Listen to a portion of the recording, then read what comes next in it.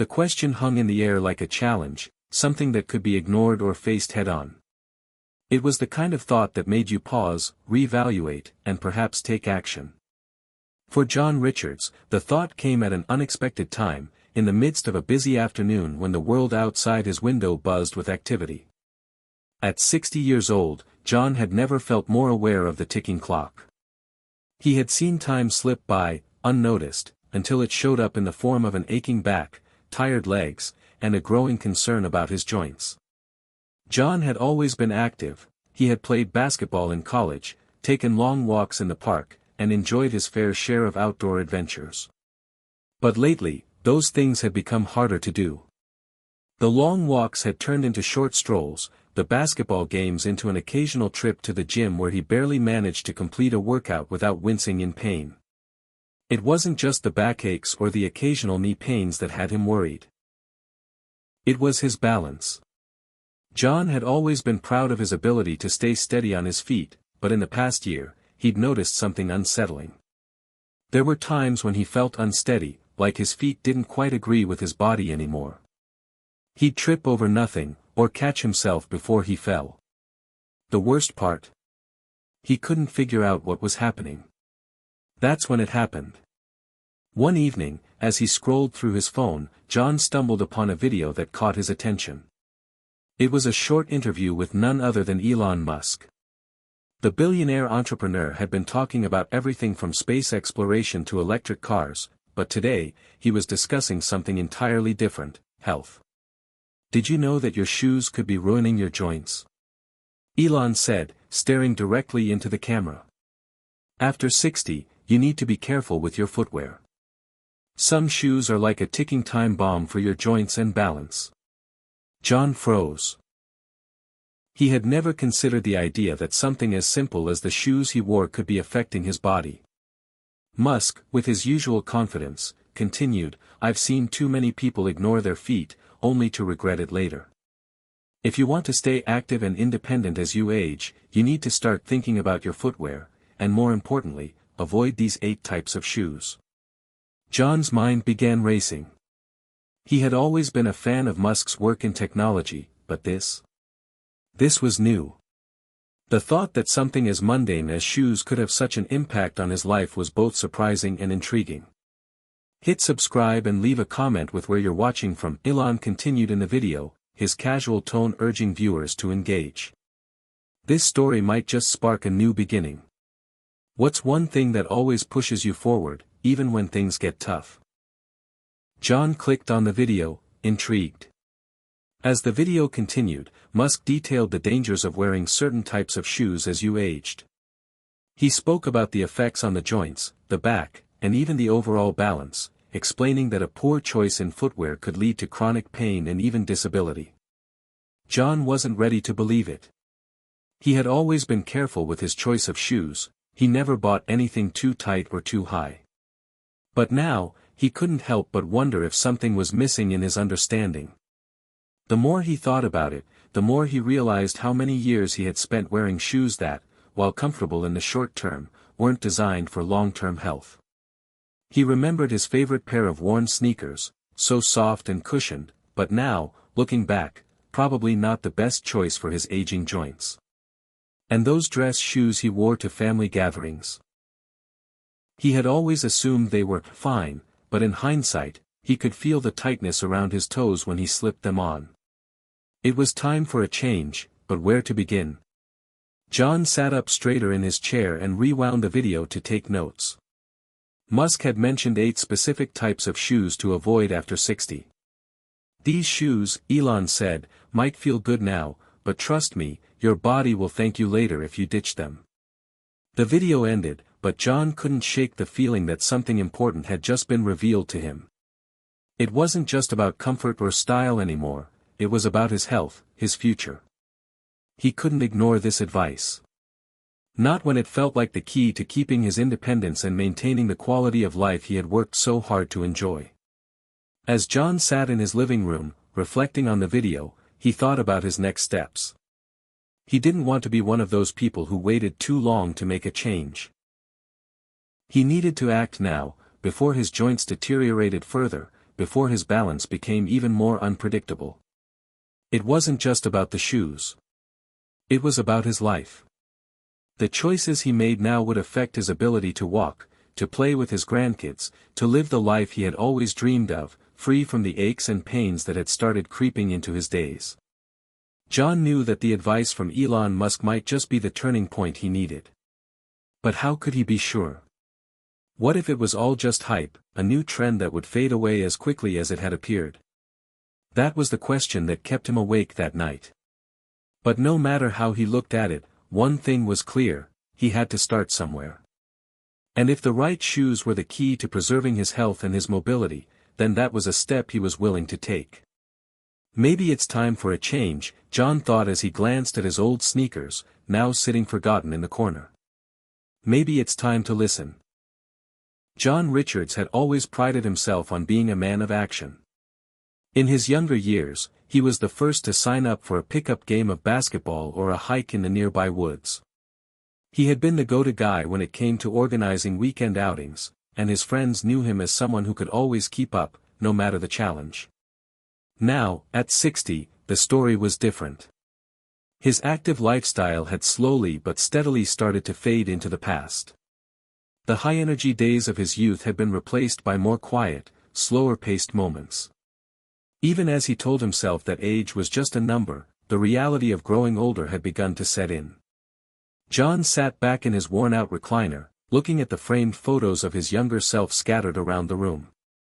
In each picture, he was outdoors, laughing, playing sports, and always in motion. He could almost hear the sounds of the games and the laughter echoing in his mind. But those days were slipping away, and he didn't know how to get them back. He tried to stay positive, tried to tell himself that he was still healthy. He had the occasional weekend outing with his daughter, Emma, and her 2 children, his beloved grandchildren. But lately, even the idea of running around the park with them was met with hesitation. His knees ached, and his back wasn't what it used to be. And it wasn't just the physical pain, it was the mental toll of seeing the world he used to embrace slipping further and further out of reach. One morning, while getting ready for work, John noticed something that made him stop and take a long, hard look in the mirror. His posture, which had once been straight and confident, now seemed slightly hunched. He didn't remember when it had started, but he was sure it had something to do with the pain in his lower back. The sharp twinges in his legs that came and went had become more frequent, and now they seemed to settle in his knees, as though they were warning him. Warning him that something was wrong. Emma, his daughter, had noticed it too. For months, she had been telling him that he needed to take better care of himself. "Dad, you've got to stop pushing yourself so hard. I know you think you're still young, but your body needs attention. You can't ignore the signs." But John was a stubborn man. He didn't like to admit that age was creeping up on him. He had always taken pride in his health and his ability to keep up with the younger generation. The thought of slowing down, of becoming someone who couldn't keep up with the pace of life, was unsettling. And yet, his body was telling him something different. It wasn't just the back pain or the aching joints.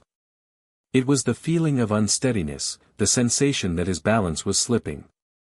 One evening, while walking home after a quick trip to the grocery store, John had stumbled on an uneven patch of sidewalk. He had caught himself just in time, but the moment shook him. He hadn't tripped like that in years. He had always been so sure-footed.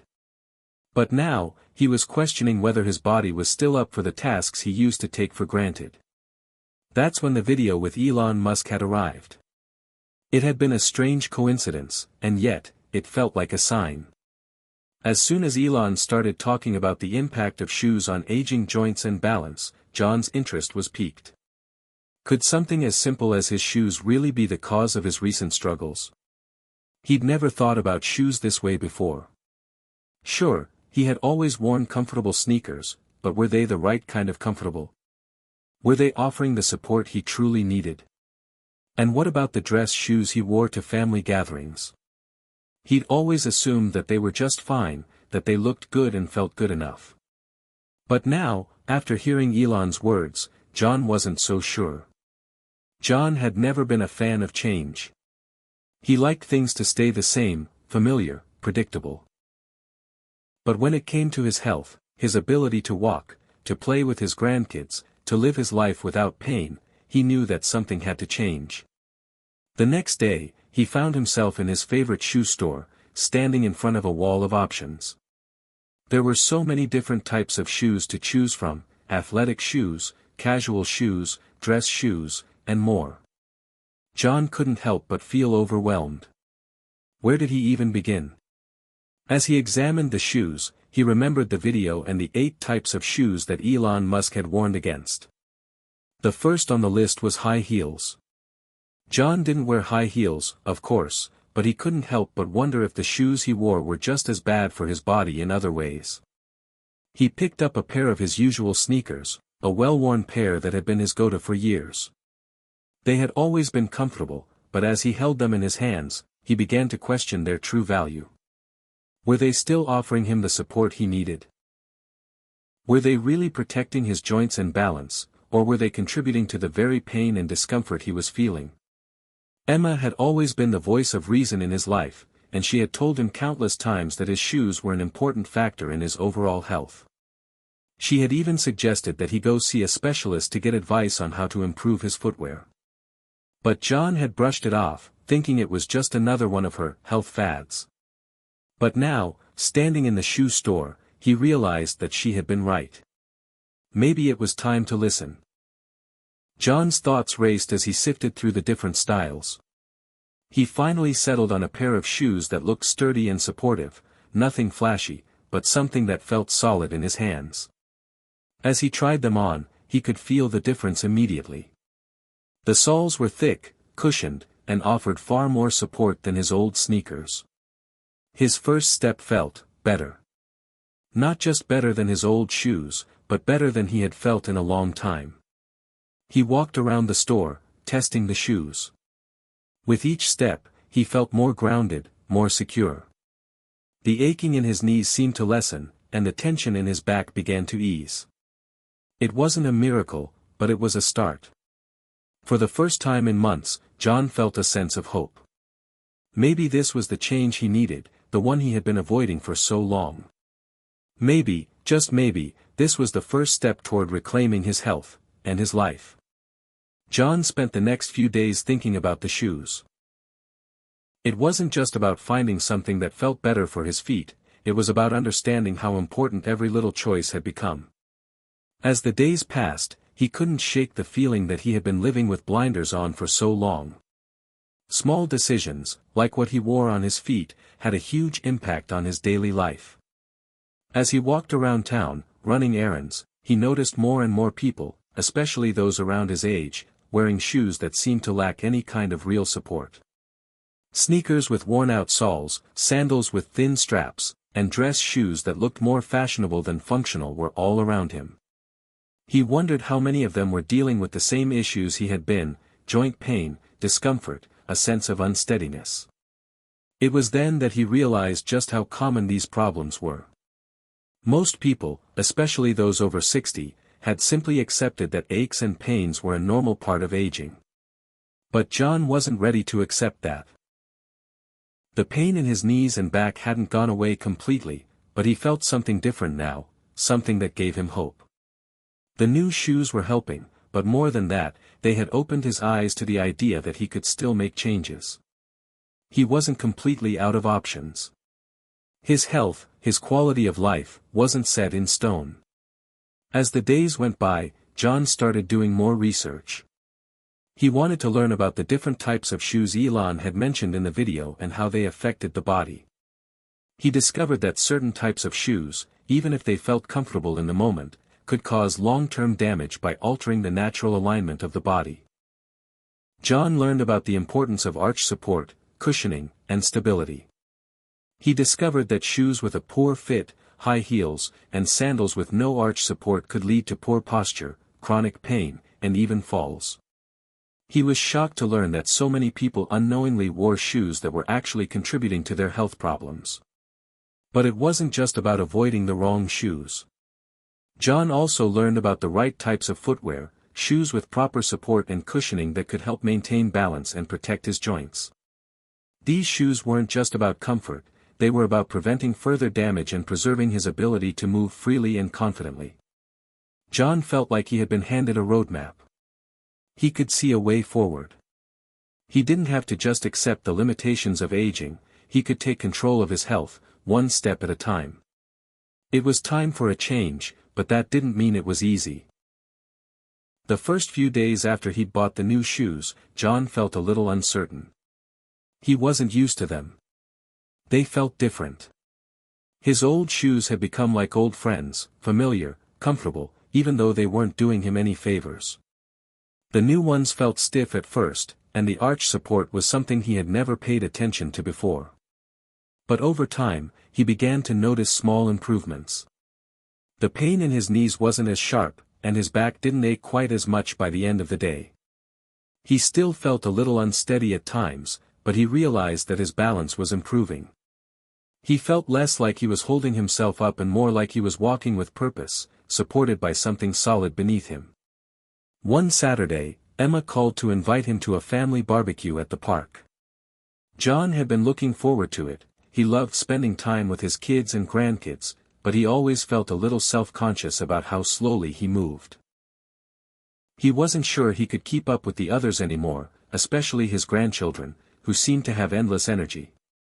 But this time, as he prepared for the outing, John felt different.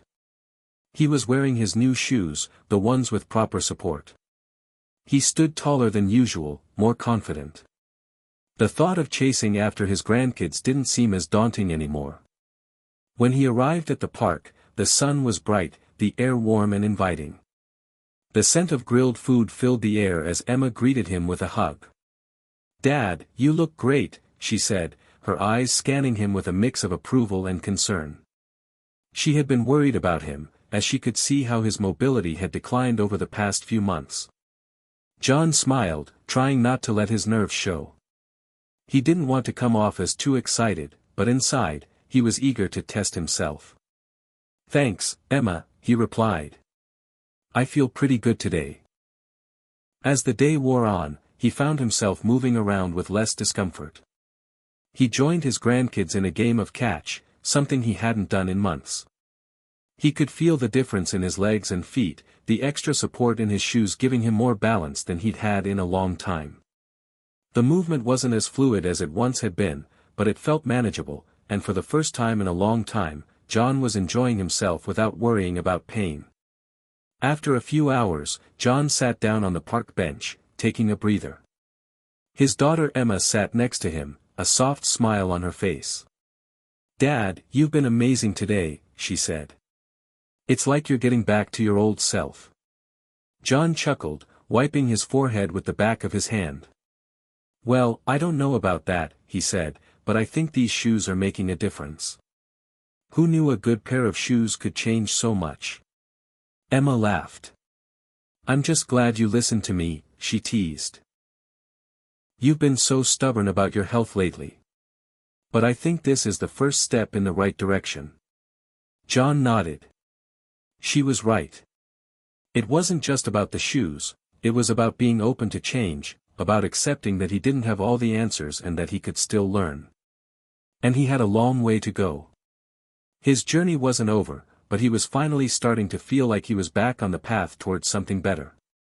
As the sun began to set and the barbecue wound down, John felt a new sense of hope. It wasn't just the shoes, it was the knowledge that small, intentional changes could have a huge impact on his life. He was on the road to reclaiming his health, one step at a time. John had always been a man who preferred simplicity. He liked things to be straightforward, no fuss, no unnecessary complications. It was part of why he had resisted change for so long. But now, with every passing day, the new shoes were starting to open his eyes to the complexity of what had been happening to his body. For the first time, he was seeing how interconnected everything was, the shoes he wore, his posture, his joints, and even his confidence. The aches that once ruled his daily life were no longer the dominating force. They were still there, a dull reminder of the past, but now they were bearable. He could walk longer distances without feeling like he was about to collapse. His steps were lighter, more certain. He could actually feel his body moving with the shoes, not against them. But John knew this was just the beginning. He wasn't under the illusion that one good pair of shoes could completely fix everything. There was more to this than just finding the right footwear. He had to dig deeper, understand more about how to properly take care of his joints, his posture, and most importantly, his overall health. One evening, after work, John sat down at his desk and pulled up the video again. He wanted to rewatch the parts about the shoes Elon Musk had recommended avoiding, especially those that could harm his joints and balance. As he rewatched the video, he felt a sense of urgency. This wasn't just about avoiding bad shoes, it was about taking control of his future. John knew he had to keep learning, to figure out what else he could do to make sure he didn't end up in pain, relying on others to help him with basic tasks. He felt a growing determination. There were still several shoes that Elon had warned against that John needed to be more mindful of. High heels were obvious, he wasn't about to wear high heels at his age. But what about other shoes that looked fine but lacked support? Could his old sneakers have been doing more harm than good? John had always liked wearing sneakers, thinking they were a safe bet. But now, after doing more research, he realized that not all sneakers were created equal. Some offered little to no arch support. Others had flimsy soles that wore out quickly, failing to cushion the feet as they should. He couldn't believe how something as simple as the wrong pair of shoes could contribute to joint pain, back discomfort, and even falls. It was clear that he had a lot to learn. The next weekend, John decided to take a step further in his journey. He had heard about a podiatrist in town who specialized in footwear and orthotics. The idea of seeing a specialist had never crossed his mind before. He had always been the kind of person who thought he could figure things out on his own. But he was realizing that, in this case, his knowledge just wasn't enough. The appointment was scheduled for the following Monday. As John sat in the waiting room of the clinic, he felt a mix of apprehension and hope. He had never visited a podiatrist before, and the thought of getting his feet examined felt oddly personal. What if the specialist found something serious? What if his joints were in worse condition than he thought? His thoughts were interrupted by a cheerful voice calling his name. A woman in her mid-40s, wearing a white coat and a warm smile, greeted him. "Mr. Richards." "Hi, I'm Dr. Avery. It's nice to meet you." John stood up and shook her hand. "Nice to meet you, doctor. I'm just here to make sure I'm doing the right thing with my shoes." Dr. Avery nodded, motioning for him to follow her to an exam room. "Of course. You're taking the first step toward making some positive changes. Shoes really do play a huge role in overall health, especially as we get older." As John sat down on the examination table, Dr. Avery began asking him questions about his lifestyle, his physical activity, and, of course, his shoes. "What kind of shoes are you wearing these days, Mr. Richards?" John explained how he had recently started wearing a more supportive pair of shoes after watching Elon Musk's video. He mentioned the discomfort he had been experiencing in his knees and back, along with the lack of balance that had caused him to stumble in the past. Dr. Avery listened intently, nodding as she made notes on her clipboard. "Let's take a look at your feet and your posture," she said, leading John to a machine that would measure the pressure points on his feet. She guided him to stand on it, and John could feel the pressure sensors beneath his feet, sending small electrical pulses that mapped out his balance and weight distribution. The results were eye-opening.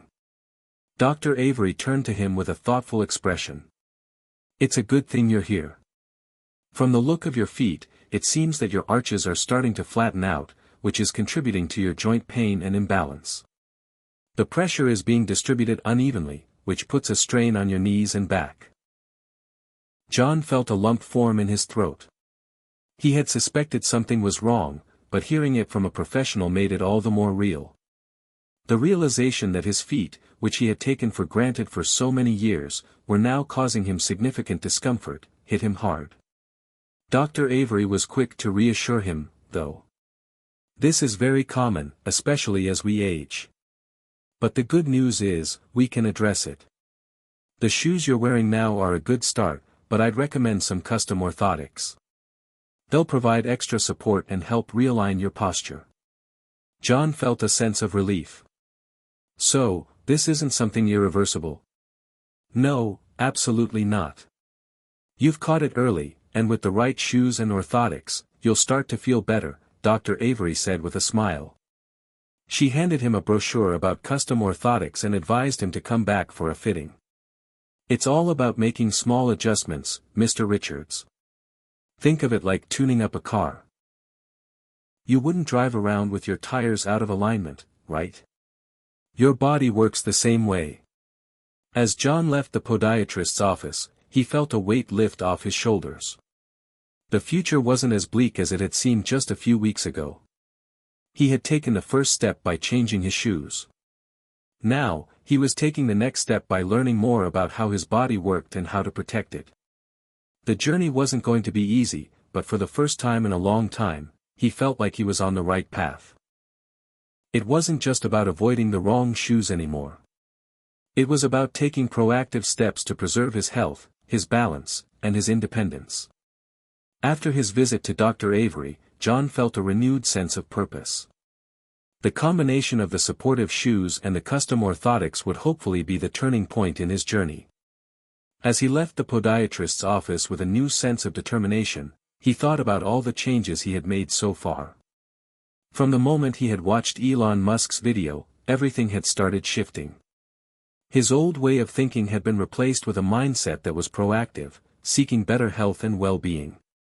John's first step after the appointment was to wear his new shoes every day. He had learned that consistency was key. It wasn't enough to wear supportive shoes just once in a while, he needed to make it a habit, something he would do every day, just like brushing his teeth or eating meals. The custom orthotics weren't ready yet, but the shoes alone were already making a noticeable difference. His knees, which had once ached after a short walk, now felt more stable. The discomfort in his lower back had lessened, and although he still felt the occasional twinge, the overall pain had decreased.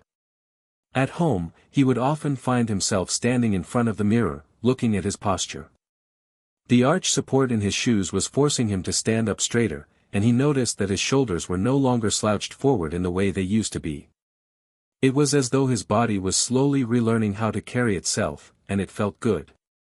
For the first time in a long while, he felt like he had a sense of control over how his body felt. One afternoon, Emma invited him over for lunch. She had been keeping an eye on his progress, and when she saw him walk in with his new shoes, she raised an eyebrow. "Wow, Dad, you look like a new man," she said, laughing. John chuckled and sat down at the kitchen table, feeling lighter than he had in months. "I'll tell you, these shoes are a game changer. And Dr. Avery was right, getting those orthotics will make a huge difference." "I'm glad to hear it," Emma said, her eyes warm with concern. "But I've been thinking. You've made all these changes with the shoes and everything, but have you thought about your overall health? Your joints are just one part of it. Maybe it's time to start a little exercise routine to keep everything moving, too." John felt a flicker of doubt. "Exercise? I don't know, Emma. I mean, I'm not exactly in great shape for something like that. You saw how I was just walking around the park that day. It's been a while since I've been active." Emma leaned in, her tone gentle but encouraging. "Dad, it doesn't have to be anything intense. Start small. Maybe some stretching, walking, or simple strengthening exercises. It'll help with the balance, too. And it'll complement what you're doing with the shoes." John thought about it for a moment. Exercise hadn't been a part of his life for years, and the idea of getting back into it felt overwhelming. But he also knew that he couldn't rely on just his shoes to fix everything. He had to be consistent in every aspect of his health.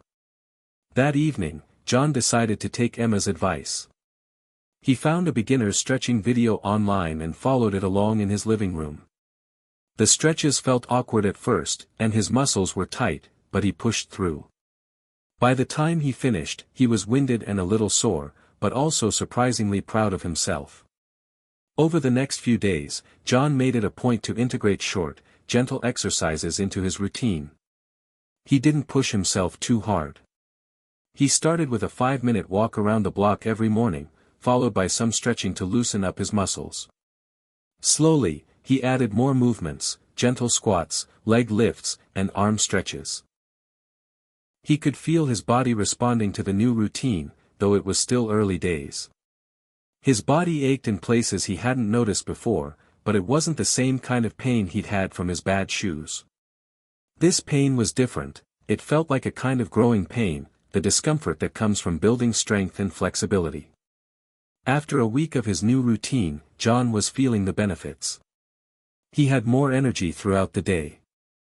The aches in his knees and back were still there, but they weren't nearly as constant. The new shoes, along with the daily stretches and walks, were helping him regain some of his lost strength. One morning, as he was putting on his shoes and getting ready for his walk, he received a message from Emma. It was a picture of his grandson, Eli, running around at the park. The caption read, "Eli's excited to see you this weekend. Let's make it a family day at the park again. You in?" John smiled at the message. A year ago, he would have hesitated to go to the park, worried about how he'd feel walking around. But now, with his new shoes and the small changes he'd made to his routine, he felt different. He didn't want to miss out on time with his family. He was ready. "Count me in," he texted back. That Saturday, when John arrived at the park, he felt surprisingly good. He met Emma and the rest of the family by the picnic area, and as usual, Eli came running up to him with his arms outstretched. John laughed and scooped him up, holding him tightly. "Grandpa, can we play catch?" Eli asked, his eyes sparkling with excitement. John looked at the ball in Eli's hand and then at his own feet. He felt a momentary hesitation. Would he be able to keep up? Would his knees hurt? But then he took a deep breath and nodded. "Sure, let's play." As the afternoon passed, John found himself running around the park, tossing the ball back and forth with Eli. His steps were lighter, his body moving more freely. He felt the wind on his face, the sunlight on his skin, and for the first time in ages, he wasn't focused on his aches and pains. He was present, in the moment. Later, when they all sat down for a picnic, Emma turned to him and said, "You really do look like a new man, Dad. I can't believe how much you've improved." John smiled, his heart swelling with gratitude. "It's not just the shoes, Emma. It's everything. I've made some changes, and I'm committed to sticking with them. I want to be here for you all. I want to be able to play with my grandkids without worrying about how I'll feel afterward." He looked around at his family, feeling a deep sense of pride. His journey was far from over, but he was on the right track. John woke up early one Sunday morning, feeling better than he had in a long time. His new shoes, combined with his commitment to daily stretching and exercise, had begun to show real results. His knees no longer screamed in pain after a short walk, and his back felt more flexible and less stiff. As he stood up from the bed and stretched, he marveled at how much lighter he felt, how much more mobile he had become. But as he made his way to the kitchen, preparing his usual cup of coffee, John noticed something strange. His foot began to ache. It was a dull pain in the arch of his left foot, the kind that wasn't there the night before. He flexed his toes and tried to shake it off, but the discomfort lingered. "Not again," John muttered under his breath. The last thing he wanted was to face another setback. The progress he had made so far had felt like a small victory, and the thought of going backward was discouraging. He sat down at the kitchen table, cradling his coffee cup in both hands. The dull ache in his foot was becoming harder to ignore. His mind began to race with worries. Had he overdone it? Was he pushing himself too hard with his new exercise routine? He had been walking a little farther each day, trying to build his strength, but now he wondered if he had overstepped his limits. As John sat there, contemplating what to do next, his phone buzzed. It was a text from Emma, reminding him about their plans for a family outing to a nearby museum. They had planned to meet later in the day, and John had been looking forward to it, but now he wasn't sure if he would be able to keep up. He sighed deeply. Maybe I should just stay home and rest, John thought, but something inside him pushed back. He'd been so committed to making positive changes in his life, and the idea of letting one setback stop him felt wrong. After a few more minutes of thinking, John decided he wouldn't cancel. Instead, he slipped on his supportive shoes, hoping they would help alleviate some of the discomfort, and grabbed his phone. He texted Emma, "I'll be there. Just might need to take it easy today." By the time John arrived at the museum, the ache in his foot had dulled, but it was still there, a quiet reminder that not everything would be easy. Emma met him at the entrance, a bright smile on her face. "Glad you made it, Dad," she said, giving him a hug. "You okay?"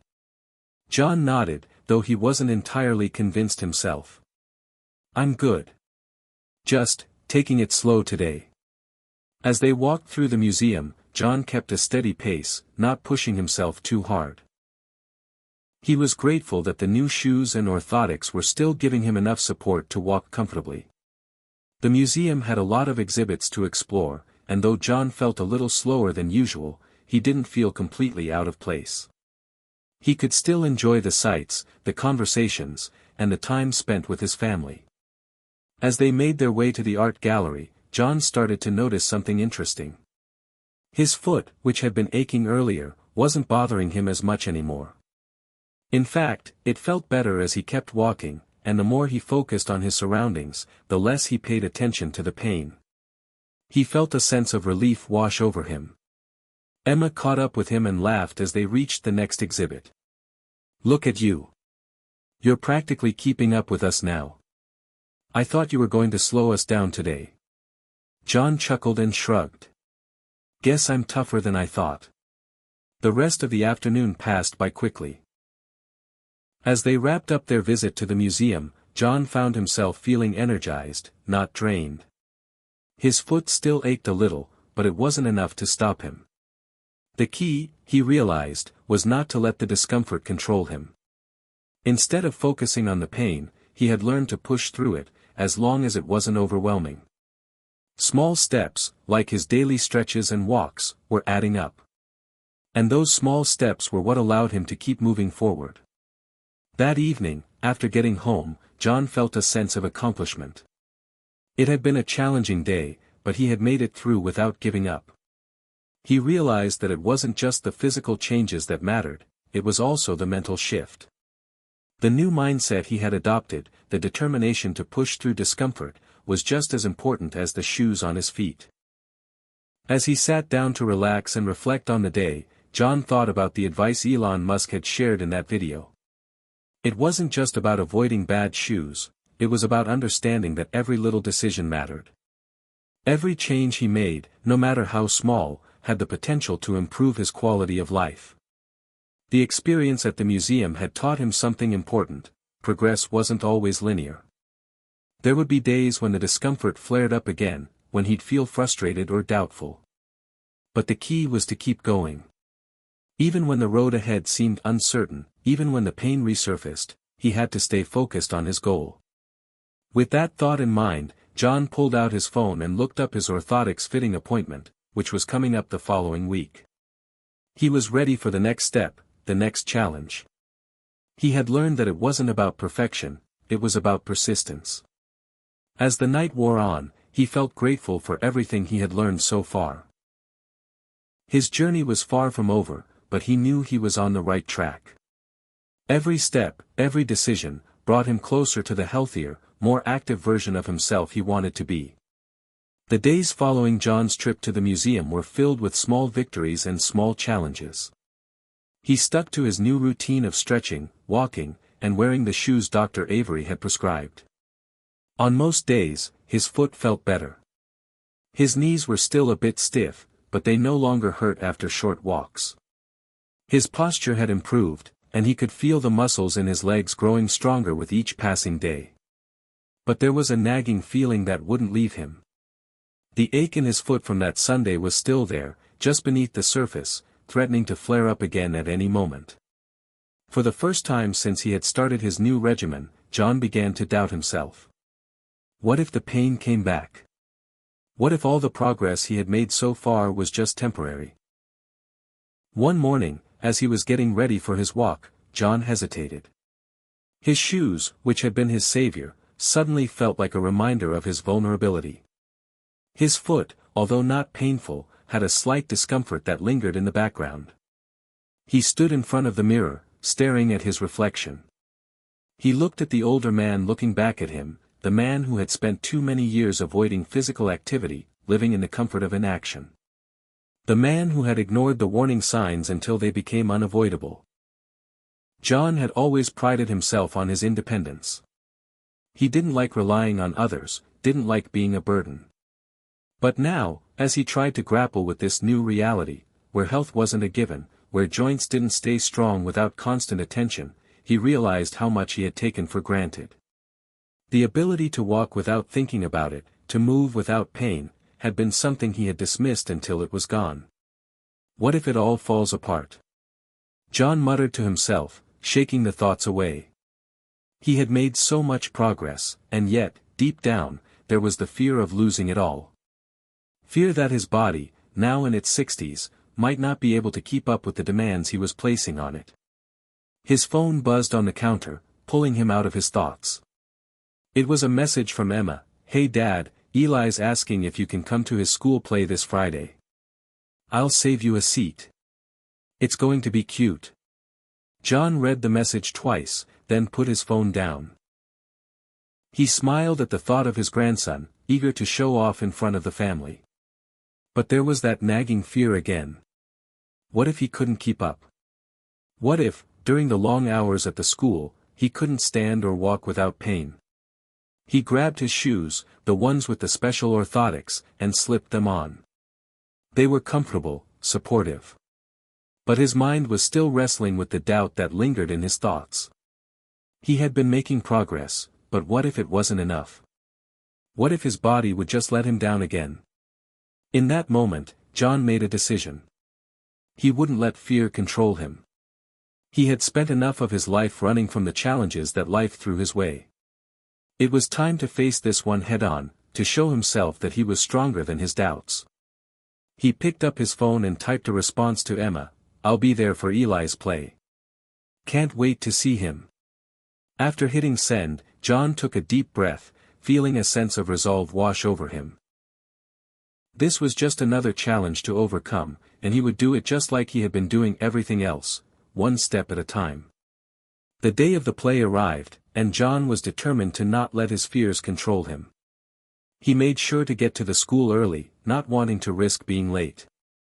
As he walked through the school hallways, the familiar scent of childhood memories filled the air. The posters on the walls, the echoes of young voices practicing lines for the play, it all felt like a step back in time. But this time, John was present. This time, he wasn't distracted by discomfort or pain. When he arrived at the auditorium, Emma and Eli were waiting for him by the doors. Eli, wearing a proud smile, was dressed in a little blue outfit, his excitement almost palpable. John knelt down to greet him, the fear of his own limitations fading away as he focused on the joy in his grandson's face. "Grandpa! You came!"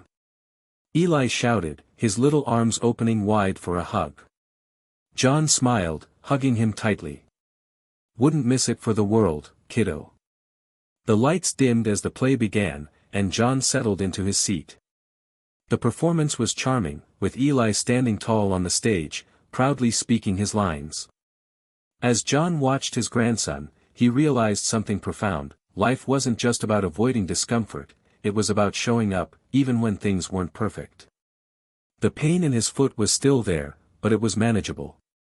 He could endure it for moments like this, moments of connection with his family, moments of joy that made the discomfort worth it. During the intermission, Emma joined him in the lobby.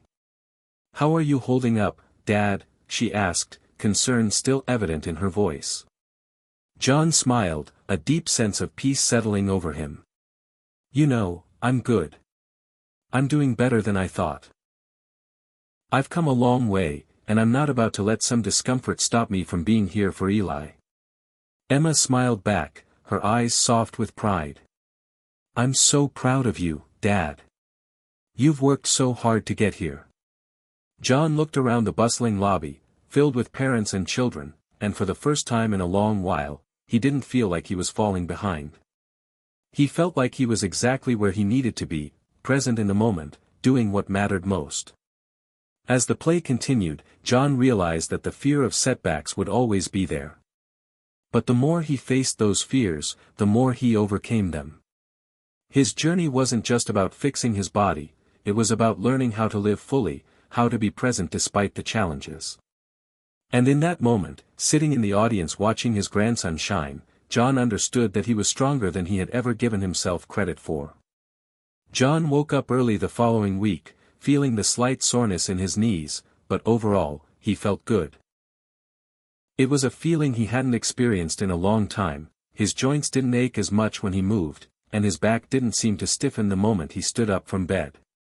There was a certain lightness in the air, a sense of optimism that had been slowly building in him ever since he made the decision to take control of his health.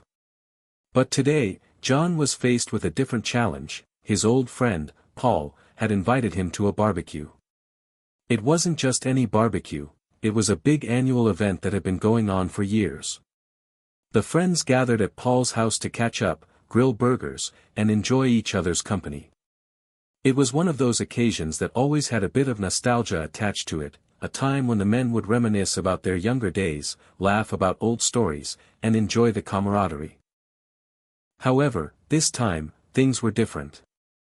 John hadn't seen Paul or the old group in a while, and he wasn't sure what kind of reception he would get. He knew how easy it was to fall back into old habits, especially around friends who hadn't seen the changes he had been working hard to make. What if they made jokes about his new routine, about his shoes or his stretching? Would he be able to stand his ground, or would he feel embarrassed by his more cautious lifestyle? As he slipped on his shoes, the ones that had become a symbol of his newfound commitment to health, he couldn't help but think about the past.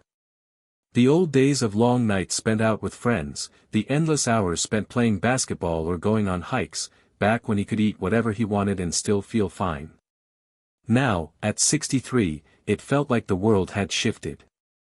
Everything was different, and there was a part of him that felt disconnected from that past. He walked downstairs and poured himself a cup of coffee, staring at the reflection in the kitchen window. The man he saw wasn't the same one who used to charge through life with abandon. He was older, wiser, yes, but also more vulnerable.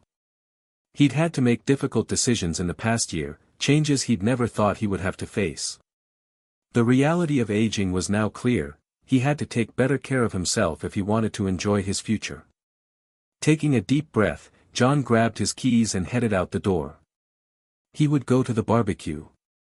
He would face this challenge. He wasn't going to let fear of judgment hold him back anymore. When he arrived at Paul's house, the familiar smell of grilled meat filled the air. The backyard was bustling with energy, a group of old friends laughing and chatting, surrounded by food and drinks. Paul, noticing John pulling into the driveway, waved excitedly. The old friend made his way over with a big grin on his face, clearly thrilled to see John. "John. It's been too long, my friend," Paul said, pulling him into a hug. John chuckled, feeling the warmth of the friendship he'd missed. I know. Life's been crazy," John replied with a smile. "Good to see you, man." As they made their way to the backyard, John couldn't help but feel a bit self-conscious. The guys were gathered around, beer cans in hand, talking about their latest golf game. As he took a seat, he could feel the eyes of a few of the men on him.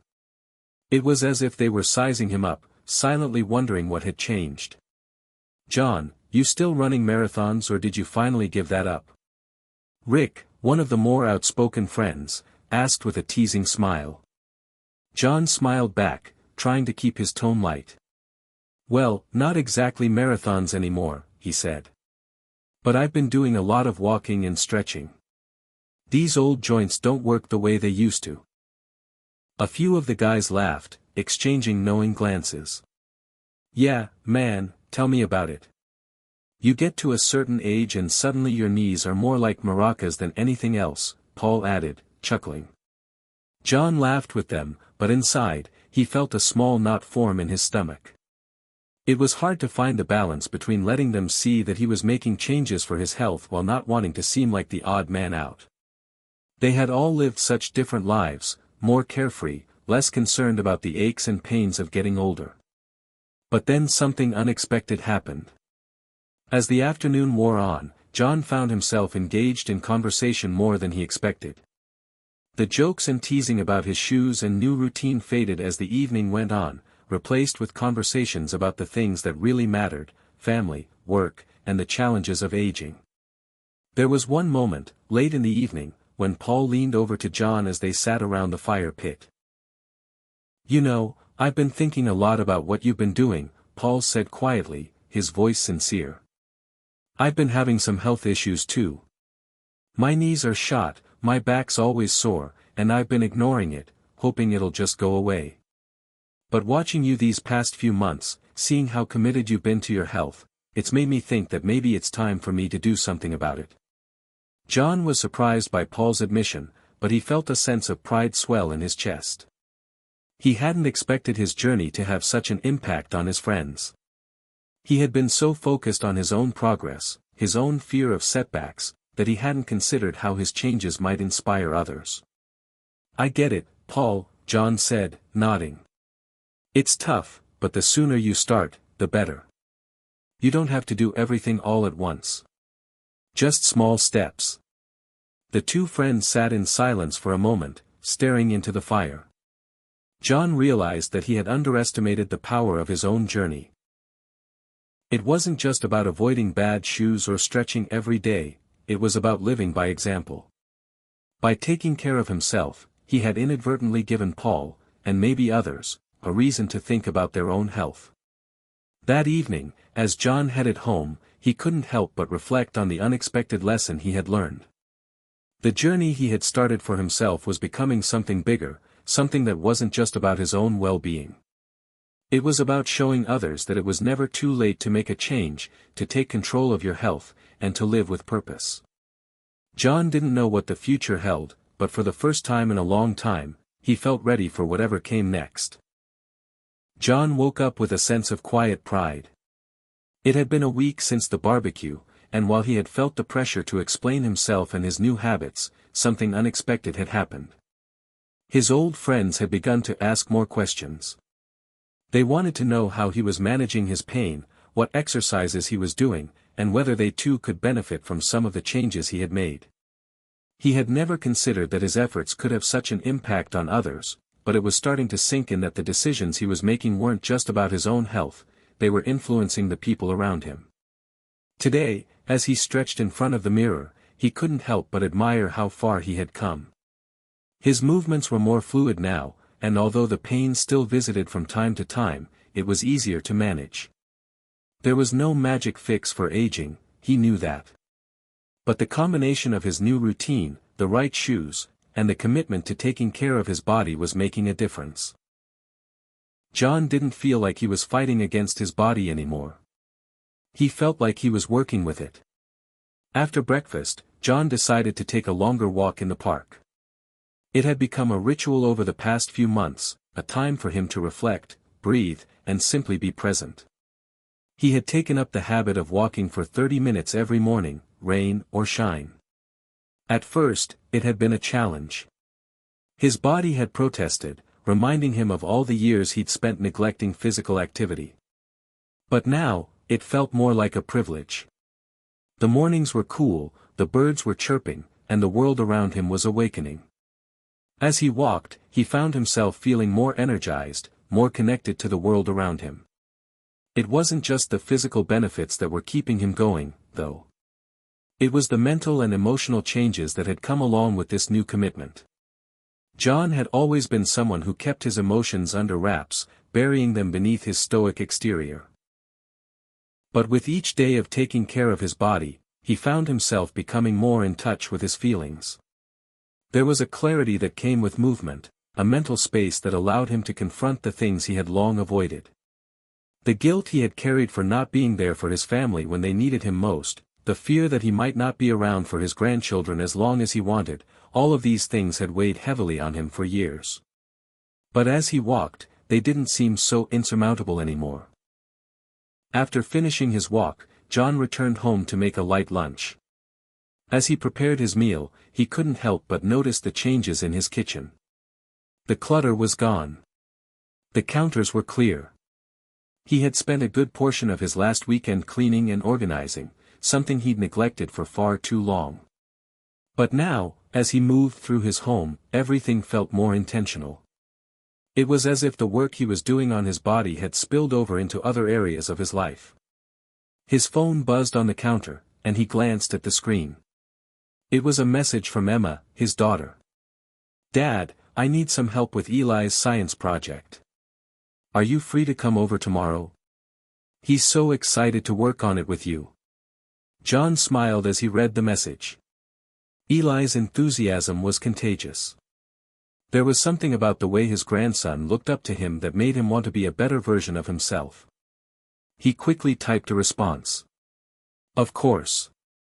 I'll be there, can't wait to help him out." As John set his phone down, he realized something significant. He had always been there for his family, but now, he felt like he could be more. He wasn't just showing up physically, he was showing up mentally and emotionally, too. For the first time in years, he felt truly engaged with his life and his loved ones. This wasn't just about avoiding injury or pain, it was about creating a future that was worth living. The next day, John arrived at Emma's house to help Eli with his science project. As soon as Eli saw him, he ran over, his little face lighting up. "Grandpa! We're going to build a volcano." John's heart swelled with pride as he knelt down to hug him. "A volcano, huh? I think I can handle that." Together, they set to work, gathering supplies and mixing baking soda and vinegar for their erupting volcano. John's hands shook slightly as he worked, not from the usual aches in his joints, but from the joy of being able to do something so simple, yet so meaningful, with his grandson. He was there. He was fully present. As they finished the project, John couldn't help but marvel at the little things. The joy of getting his hands dirty for a good cause, the laughter they shared as the volcano erupted, in a controlled, non-explosive way, and the sense of accomplishment when it was all done. These were the moments that mattered. These were the things he had almost missed out on if he had continued down the path of neglecting his health. Later, as they sat down for dinner, Eli proudly showed off his completed volcano to Emma. She smiled warmly, her eyes full of appreciation. "Thanks for helping, Dad. Eli had the best time, and I know he's learning so much from you." John beamed, his heart full.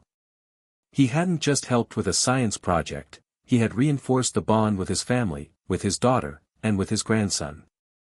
He had proven to himself that he was still capable of being a strong presence in their lives, despite his age or limitations. As he left Emma's house that evening, John thought about everything he had been through over the past few months, the struggles, the setbacks, and the small victories. He had come to realize that the journey toward better health wasn't just physical. It was about reconnecting with himself, with his loved ones, and with the things that truly mattered. It wasn't about perfection, it was about persistence. John smiled to himself as he drove home. He didn't know what tomorrow would bring, but for the first time in years, he was looking forward to it. John woke up feeling more tired than usual. His body, which had been relatively cooperative over the past few months, was now sending him signals that something wasn't right. He had been sticking to his routine, walking every morning and making sure to wear the supportive shoes Elon had recommended, but today, his knees were swollen, his back was stiff, and he had an unusual sharp pain in his hip. He winced as he stood up from bed, the familiar discomfort a stark reminder that aging wasn't something that could be outrun or ignored. It didn't matter how much he stretched, how many hours he spent researching joint health, or how diligently he took care of himself, his body was still going to have days like this. The frustration gnawed at him as he limped across the room, leaning heavily on the dresser to steady himself. As he looked in the mirror, he felt a surge of disappointment. For a moment, all the progress he had made seemed insignificant. The long walks, the positive changes in his diet, the newfound energy, it all felt so fragile in the face of this setback. John sat down on the edge of the bed, rubbing his tired face. He had come so far, and yet, it felt like all of his efforts were slipping away. It was in these moments of vulnerability that the doubts crept in. What if he couldn't maintain this new lifestyle? What if this was the beginning of the end for his health? He stood up again, slowly this time, and walked over to the kitchen. He made a cup of coffee, the warmth comforting against the chill of his frustration. As he sipped it, his mind wandered to all the things he still wanted to do, the hikes he wanted to take, the trips he wanted to make with his family, the future he hoped to build for himself. He wasn't ready to give that up. He couldn't be. But it was hard not to question whether he was asking too much of his aging body. There were days when it felt like he was pushing it too hard, trying to outrun the inevitable. And today, it seemed like his body was reminding him who was in control. He decided to take a break from his usual walk. Instead, he spent the morning doing lighter stretches, focusing on his breathing and giving his body the rest it seemed to need. He knew it was important to listen to these signals, but it didn't make the frustration any easier to bear. Later that afternoon, as John sat in his favorite chair, nursing his sore joints, his phone rang. It was Emma. "Hey, Dad, how are you feeling?" she asked, her voice warm with concern. John hesitated for a moment before answering. "Not great, honestly. My knees are swollen, my back's stiff, and I've got this weird pain in my hip today. It's frustrating." "I'm sorry to hear that, Dad," Emma said softly. "But you've made so much progress. Don't let one bad day make you lose sight of everything you've done. It's okay to have setbacks. You're doing amazing, and we're all proud of you." John appreciated her words, but they didn't entirely ease the nagging doubt in his mind. "I know, Emma. But it's hard to keep going when it feels like I'm just fighting my own body. It's like no matter what I do, I'll always be stuck with this." Emma paused for a moment. "I get it, Dad. But remember, healing isn't a straight line. There are going to be good days and bad days. That's just part of it. But you're so much stronger than you were a few months ago. Don't let today make you forget that." John let her words sink in. Maybe she was right. The road to recovery wasn't going to be a smooth one, and he had to learn to accept the setbacks without letting them define him. It was the small wins, the gradual improvements that mattered most. The ability to get back up after a difficult day, that was the real victory. "I'll be okay," John said with a sigh. "Thanks for reminding me. I guess I just need to take it easy today and give myself some grace." "That's all any of us can do," Emma replied. "And don't forget, we're all here for you." After hanging up, John sat quietly for a moment, reflecting on Emma's words. It was easy to let a bad day overshadow all the progress he had made, but he needed to remember that recovery wasn't about perfection. It was about persistence. And sometimes, it was about giving yourself permission to rest when your body needed it. The rest of the day passed slowly, and John focused on nurturing his body. He iced his knees and hips, did gentle stretches, and took a nap in the afternoon. It wasn't the productive, active day he had envisioned, but it was necessary. The body needed time to recover, and he had to honor that. By the time evening came, John's pain had eased somewhat, and his mind felt clearer. The setback wasn't permanent. It was just a reminder that life was unpredictable, and health was a journey, not a destination. That night, as John lay in bed, he felt a renewed sense of resolve. The road ahead wouldn't always be smooth, and there would be days where his body let him down. But that didn't mean he should stop trying. It meant he needed to be kinder to himself, to adjust his expectations, and to remember that progress wasn't always linear. Every step forward, no matter how small, was still progress. As he drifted off to sleep, John knew that tomorrow would be a new day. One step at a time. One day at a time. Hit subscribe and leave a comment with where you're watching from. This story might just spark a new beginning. What's one thing that always pushes you forward, even when things get tough? John awoke the next morning feeling a bit better. The sharp pain in his hip had lessened, and although his knees were still a little swollen, the stiffness in his back had finally started to subside. He stretched slowly in bed, allowing his body to ease into the new day. He had learned from his setback the importance of taking a step back when needed, but he also understood that sitting still for too long wouldn't help him either. It was time to get moving again, gently. Today was different. It wasn't just another walk in the park. He had made a decision.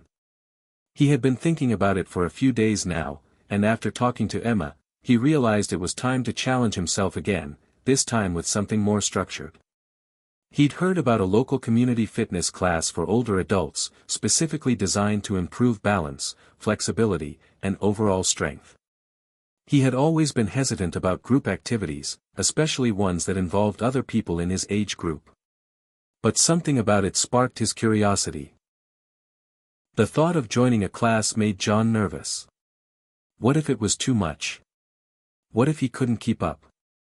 But he quickly reminded himself that his recent journey wasn't about avoiding discomfort, it was about pushing through it in a way that was sustainable for his body. He had to try. After breakfast, he pulled on his most comfortable shoes and grabbed his water bottle. He glanced at himself in the mirror one last time, the uncertainty still lingering in his chest. But this was no longer about avoiding discomfort. It was about accepting that true growth came when you stepped outside your comfort zone. The fitness class was being held at the community center, just a short drive from his house. When John arrived, he was surprised to see a group of people already gathered, chatting and stretching. They were mostly seniors like himself, and they all seemed so relaxed and ready for the session. His nerves began to ease slightly as he entered the room and introduced himself to the instructor, a woman named Karen who had a warm smile and a calm presence. "Welcome, John. We're glad to have you here. This class is all about gentle movements, improving your balance, and making sure you're comfortable while strengthening your body," Karen explained, her voice reassuring. "There's no rush, and everyone is at their own pace." John smiled and nodded, feeling reassured. It wasn't about keeping up, it was about doing what was right for him. The class began with some light stretching. John felt the muscles in his legs and back stretch slowly, and he noticed the tightness that had lingered from yesterday's discomfort start to loosen. It wasn't a miracle, but it was a relief. As the class progressed, Karen led them through a series of simple exercises designed to improve balance and core strength. Some of the movements felt awkward at first, but he adjusted as he went along. "What's important is listening to your body," Karen said as she demonstrated a seated leg raise. "Don't push yourself too hard. Take breaks when needed. And remember, small progress is still progress." John could feel the truth in her words. The movements weren't easy, but they weren't impossible either. He could feel the difference between this kind of controlled, intentional movement and the hurried, reckless way he had lived for so many years. This was about being present in his body, about acknowledging its limitations and still finding ways to keep it strong. As the session neared its end, John's body was warm and his muscles were pleasantly tired. He realized he hadn't thought about the pain or discomfort in his knees or back for the last hour. Instead, he had focused on the exercises and the people around him. There was something uplifting about being in a group, all working towards similar goals, no one judging, just focusing on progress, no matter how small. "Great job, everyone," Karen said as she wrapped up the class. "Remember, consistency is key. Keep at it, and you'll see improvements." John left the class feeling lighter, both physically and emotionally. He had done it. He had stepped outside of his comfort zone, and it felt good. He wasn't sure how his body would feel the next day, but for now, he had conquered a new challenge. The victory wasn't in the perfection of his performance, but in the simple fact that he had shown up and tried something new. As he drove home, his mind raced with thoughts.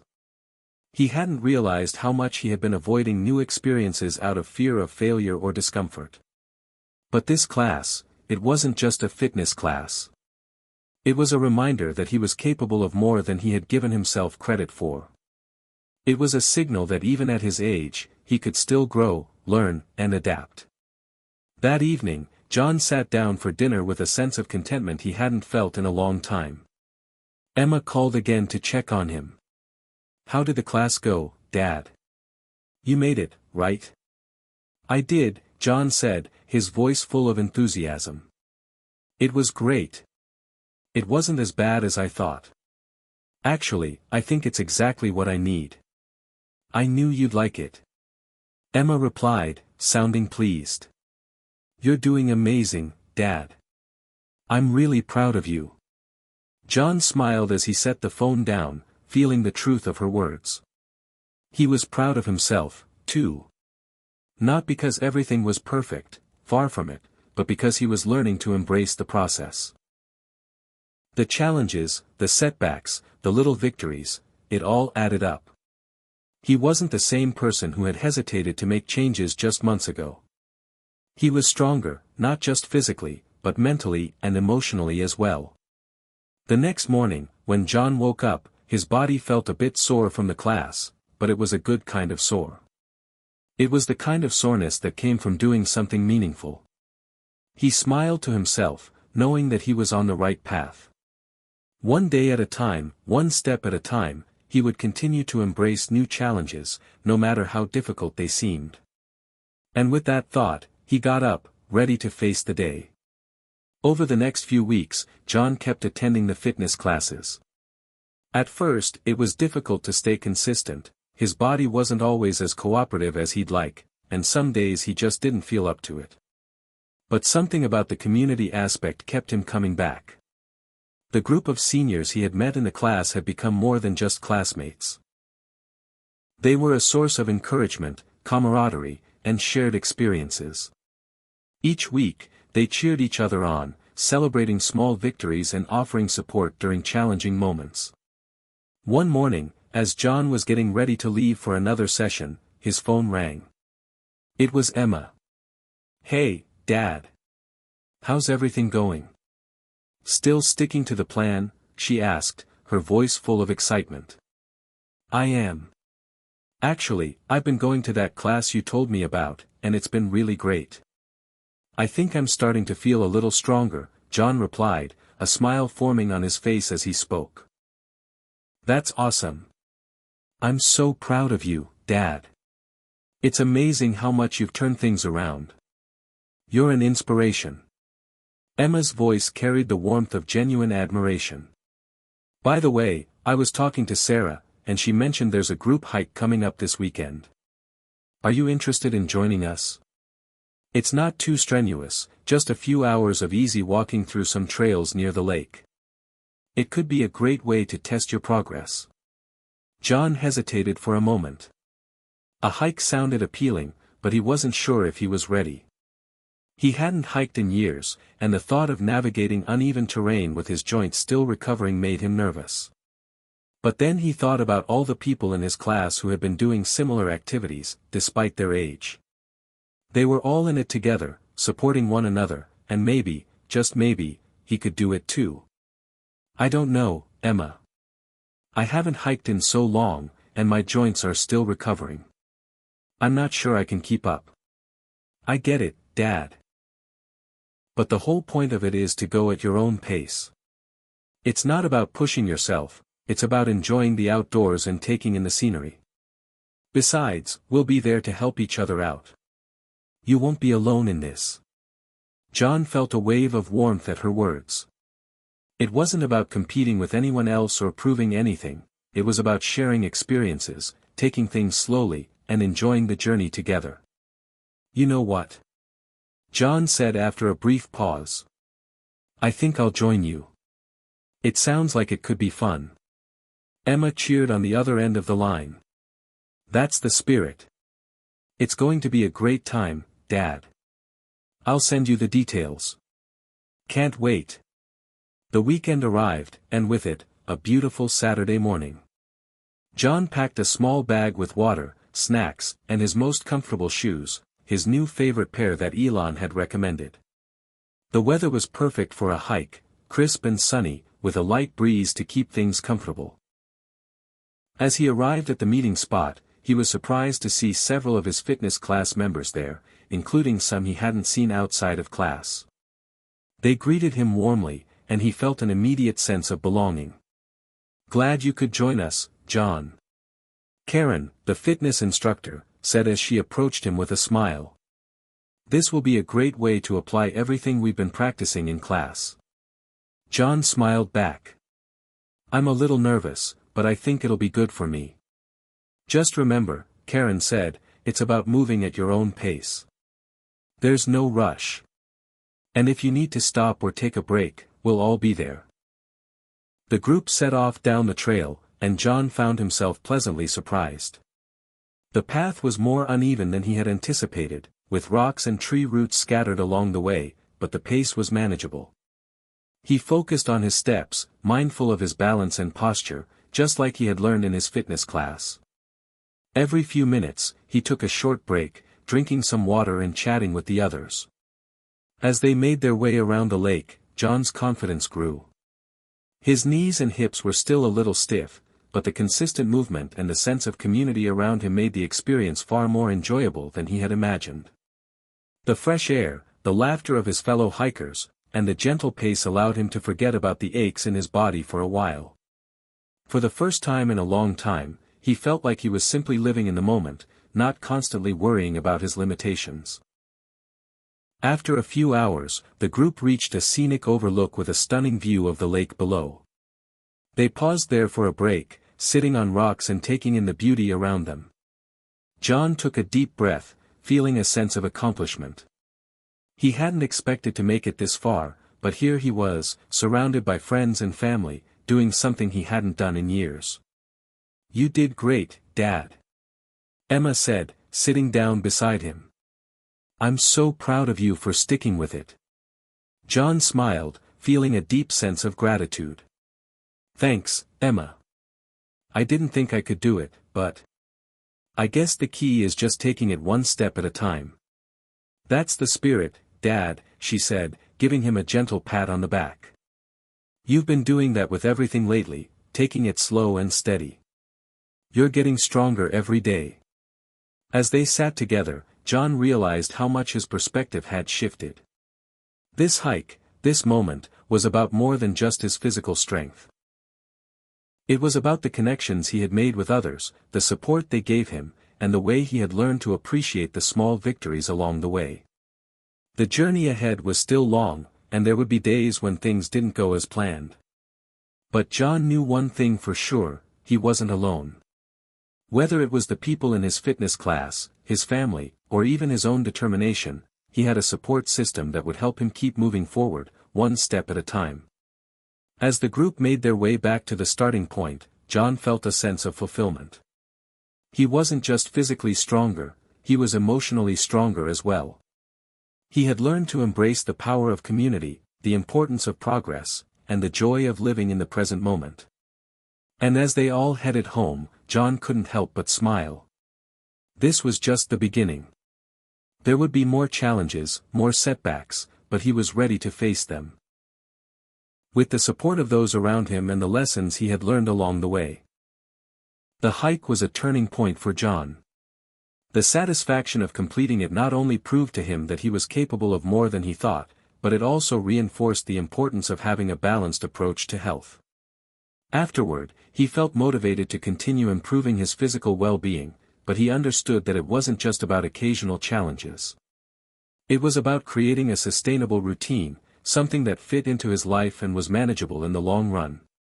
Over the next few days, he spent time reflecting on everything he had learned so far.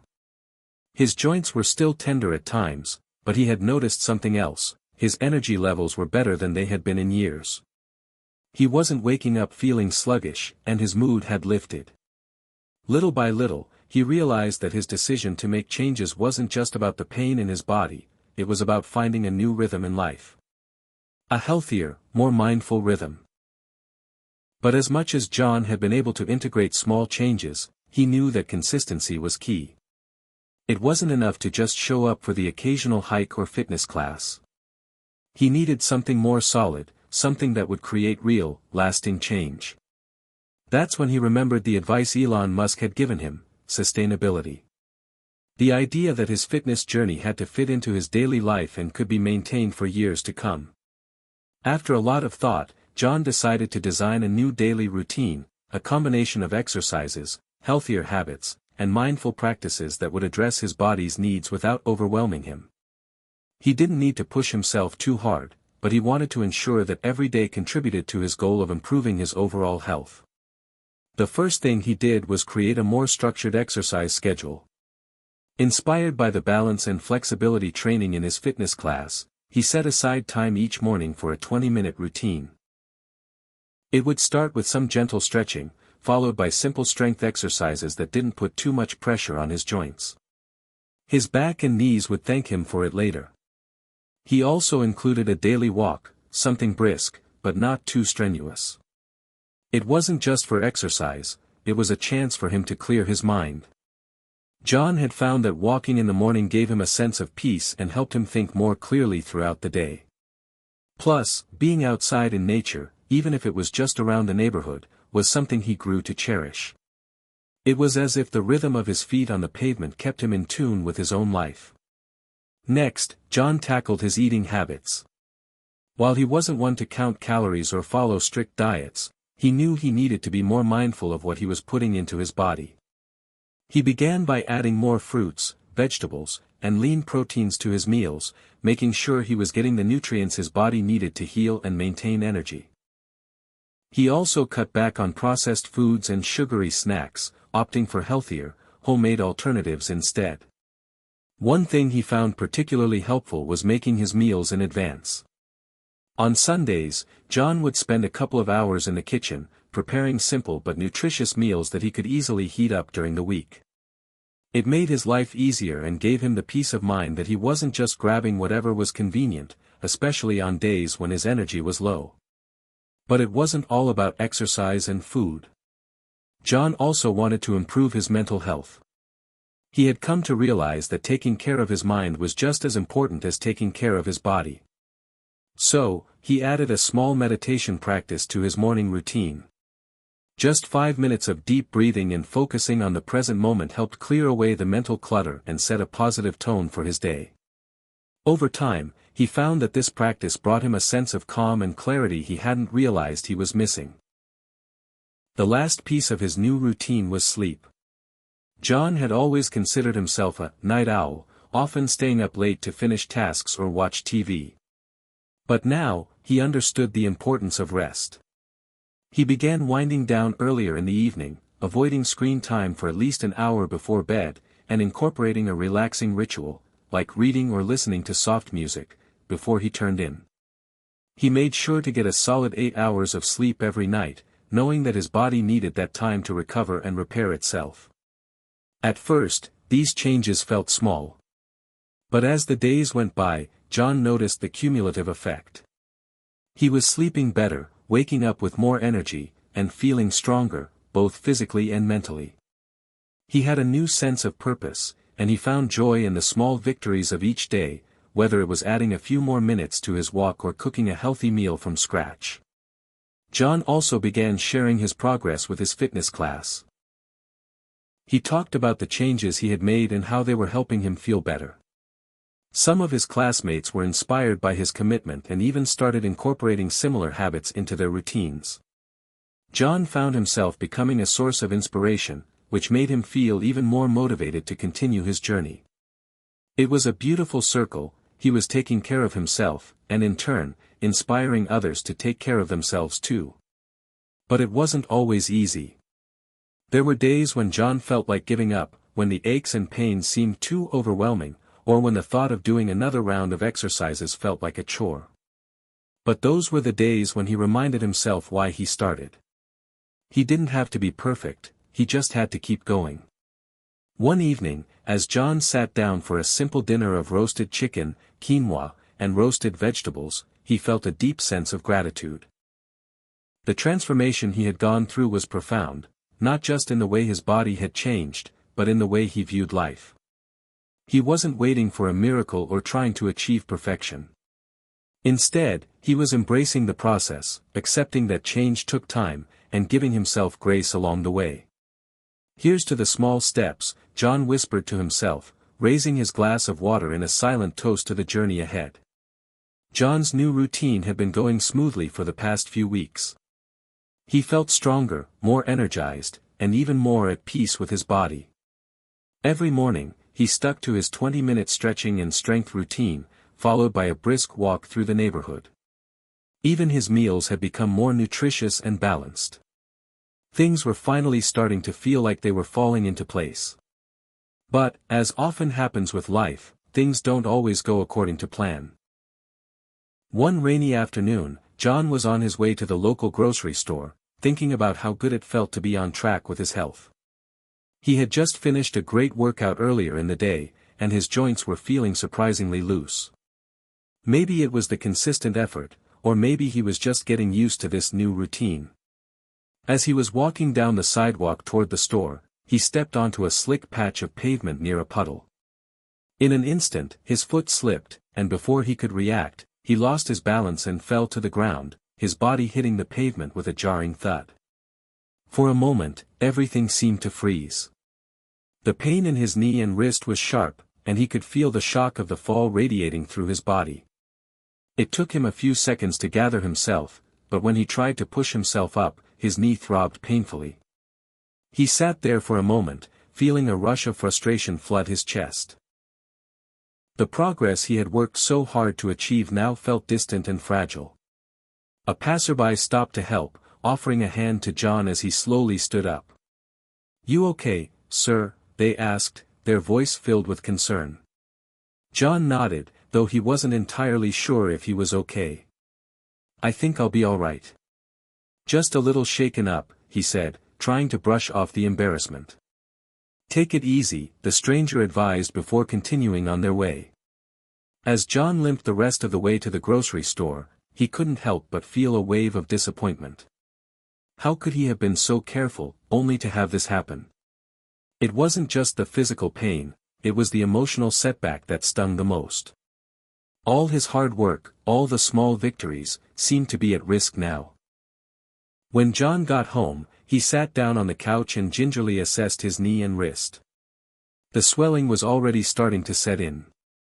The pain wasn't unbearable, but it was enough to make him realize he would need to take some time off from his normal routine. He didn't want to push through the discomfort and risk further injury. That night, as he sat with an ice pack on his knee, John reflected on what had just happened. He had worked so hard to build up his physical strength, but it felt like one slip had undone everything. He wanted to get back to his routine as quickly as possible, but deep down, he knew that pushing through the pain was not the answer. He picked up his phone and sent a quick text to Emma. "I had a little accident today. Hurt my knee and wrist. I'm going to take it easy for a while." A few minutes later, she replied, "Oh no, Dad. I'm so sorry. Please take care of yourself and don't rush back into anything. You've made so much progress, and one setback doesn't change that. You've got this." Her words were comforting, and they reminded him of something important: setbacks were part of the journey. It wasn't about avoiding challenges, it was about how you responded to them. If anything, this was a reminder to keep listening to his body and adjusting his approach when needed. The next few days, John focused on rest and recovery. He made sure to elevate his leg and keep the swelling down with ice packs, as the doctors had recommended. He also used this time to remind himself that even though this setback was frustrating, it didn't negate all the progress he had made so far. One misstep didn't erase the strength he had gained from weeks of hard work and consistency. As the pain in his knee and wrist slowly started to subside, John found himself getting antsy. He was used to being active, and now that he couldn't go for his daily walks or do his normal strength routine, he felt a bit lost. But he knew that rushing back into activity before he was fully healed would only set him back even further. So, John did the one thing he could do: he adapted. He couldn't walk or stretch as much, but he could still keep his mind sharp. He spent time reading up on joint health, nutrition, and how to recover from injuries in a safe and effective way. He looked into exercises that would help him avoid this type of accident in the future, like exercises to improve his balance and strengthen the muscles around his joints. He also focused on mental clarity, reminding himself that this was just one chapter in his health journey, not the end. He understood now that physical progress wasn't just about pushing through the pain, it was about finding a balance and taking care of both body and mind. If he had learned anything from his experience so far, it was that patience and persistence were just as important as hard work. By the end of the week, John's knee and wrist had healed enough that he could return to some light stretching and walking. He started slow, focusing on gentle movements that wouldn't put too much strain on his body. Instead of rushing back into his full routine, he took a more cautious approach, gradually increasing his activity level as he felt more comfortable. It wasn't easy. There were moments of doubt when he felt frustrated by his limitations. But with each day, he reminded himself of how far he had come, and how much further he could go if he stayed focused on the long-term picture. As he made his way back into his routine, John felt a renewed sense of gratitude. He was learning how to listen to his body, how to rest when needed, and how to adjust his approach when things didn't go as planned. Most importantly, he was learning that setbacks didn't define his progress. They were just bumps in the road, and the key was to keep moving forward, one careful step at a time. The days following his fall were difficult for John. He'd always prided himself on his ability to push through adversity, but this injury forced him to slow down. At first, he struggled with the idea of taking time off from his routine. He had worked so hard to build up his strength and stamina, and now it felt like everything had come to a halt. But as the days passed, John began to realize that rest was just as important as action in his journey toward better health. He knew he couldn't rush the healing process. His knee and wrist still ached, and he could feel the tightness in his muscles every time he tried to move too quickly. He had to remind himself that healing wasn't a setback, it was part of the process. The more he rested and allowed his body to recover, the sooner he would be able to return to his full routine. And when that time came, he would be stronger for it. Instead of focusing on what he couldn't do, John decided to shift his attention to what he could.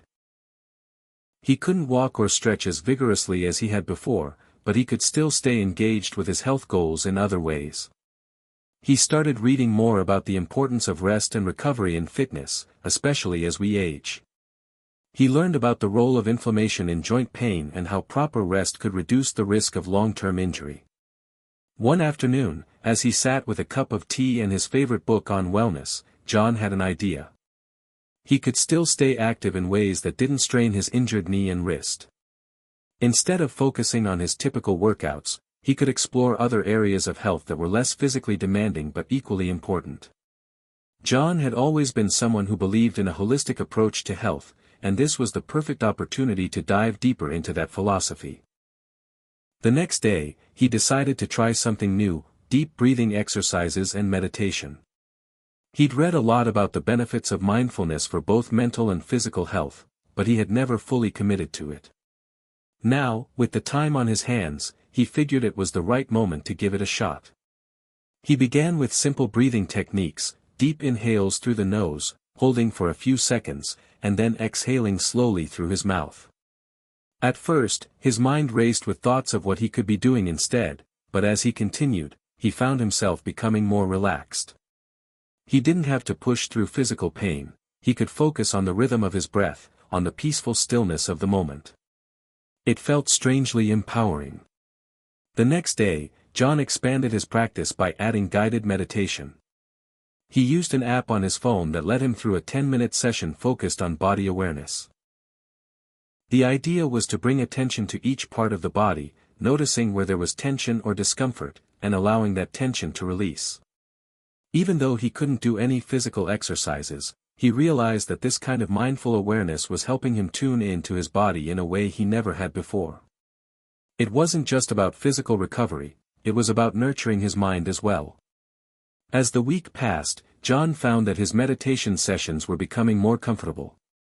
He wasn't just learning to relax, he was learning to listen. He paid attention to his breathing, noticing how it changed depending on his emotional state. He observed how stress manifested in his body, and he found that, with each session, he could release a little more tension. One evening, after a particularly calming meditation, John reflected on how much his perspective had shifted. The fall that had initially felt like a major setback had, in many ways, become a gift. It had forced him to slow down and take stock of the other aspects of his health, things he had neglected or overlooked in the past. The mind-body connection, he now realized, was just as important as the physical aspect of fitness. During this time, he also reached out to his fitness class to update them on his progress. He shared how he had been focusing on rest and mental wellness, encouraging them to embrace recovery in the same way they approached exercise. Sometimes, he typed in a group message, we get so focused on pushing ourselves that we forget how important it is to just listen to our bodies. Rest doesn't mean weakness. It means resilience. Emma, as always, was a great support during this time. She sent him a text one afternoon that read, "Dad, you've made so much progress. I'm really proud of you. You're not just pushing through pain, you're learning to care for yourself in the best way possible." Her words warmed his heart.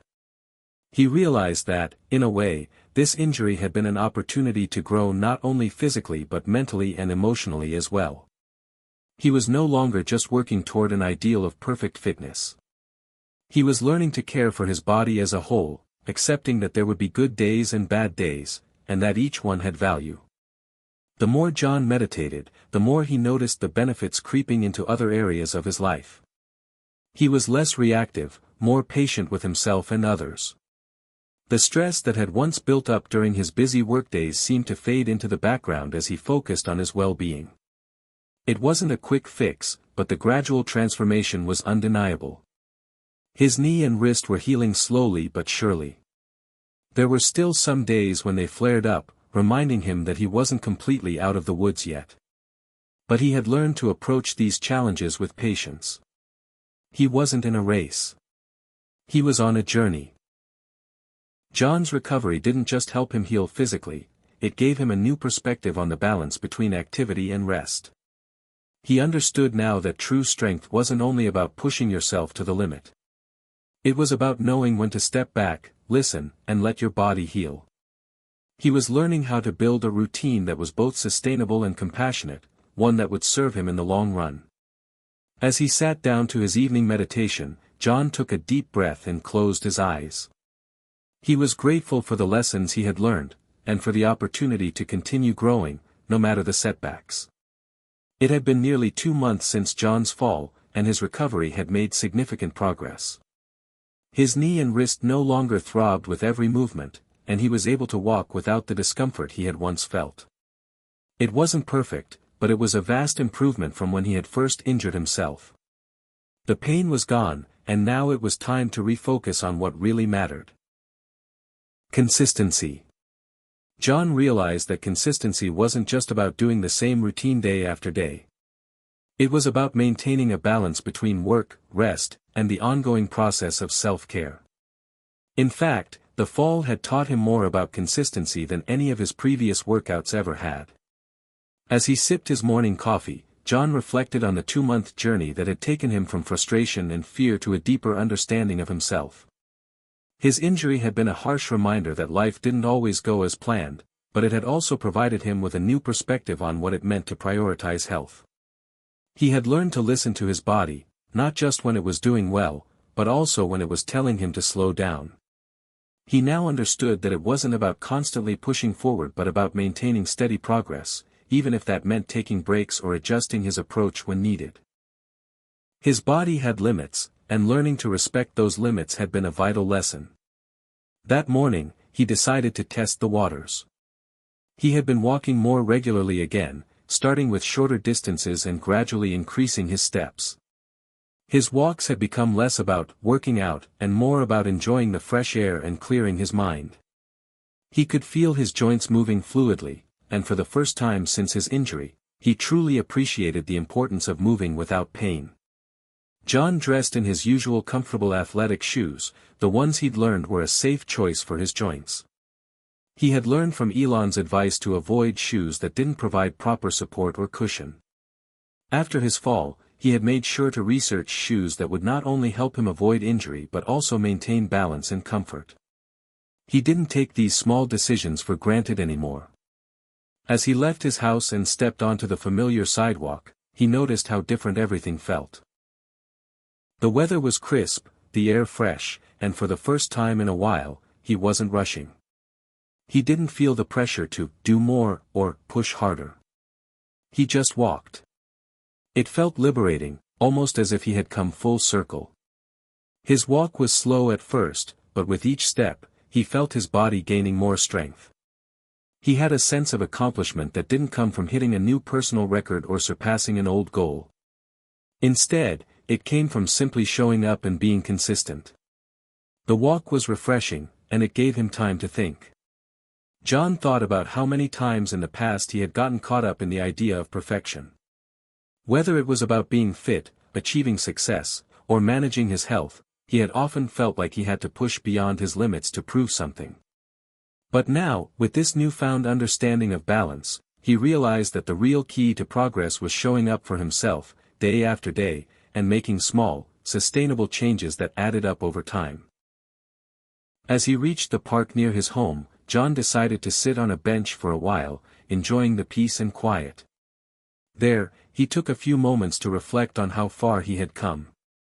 He wasn't where he thought he'd be, but that wasn't a bad thing. His journey had unfolded differently than expected, and it had allowed him to grow in ways he hadn't imagined. The most important lesson he had learned was that consistency didn't require perfection, it simply required dedication and patience. That afternoon, he went home and pulled out his journal, something he had started doing more recently. Writing had become a therapeutic outlet for him, a way to express his thoughts and keep track of his progress. He began jotting down some reflections. 2 months ago, I was knocked down by an injury. I felt frustrated and defeated. But now, I see that this setback was a blessing in disguise. I've learned so much about the importance of listening to my body. I've realized that health isn't about pushing harder, it's about finding balance. Each day is a new opportunity to be consistent, to care for myself, and to make small improvements that lead to big changes over time. The more he wrote, the more he felt a sense of gratitude for the lessons he had learned. The fall had shown him that progress wasn't always linear. There would be days of discomfort, but there would also be days of triumph. The key was to keep showing up, even when things felt hard, and to trust that the work would pay off in the long run.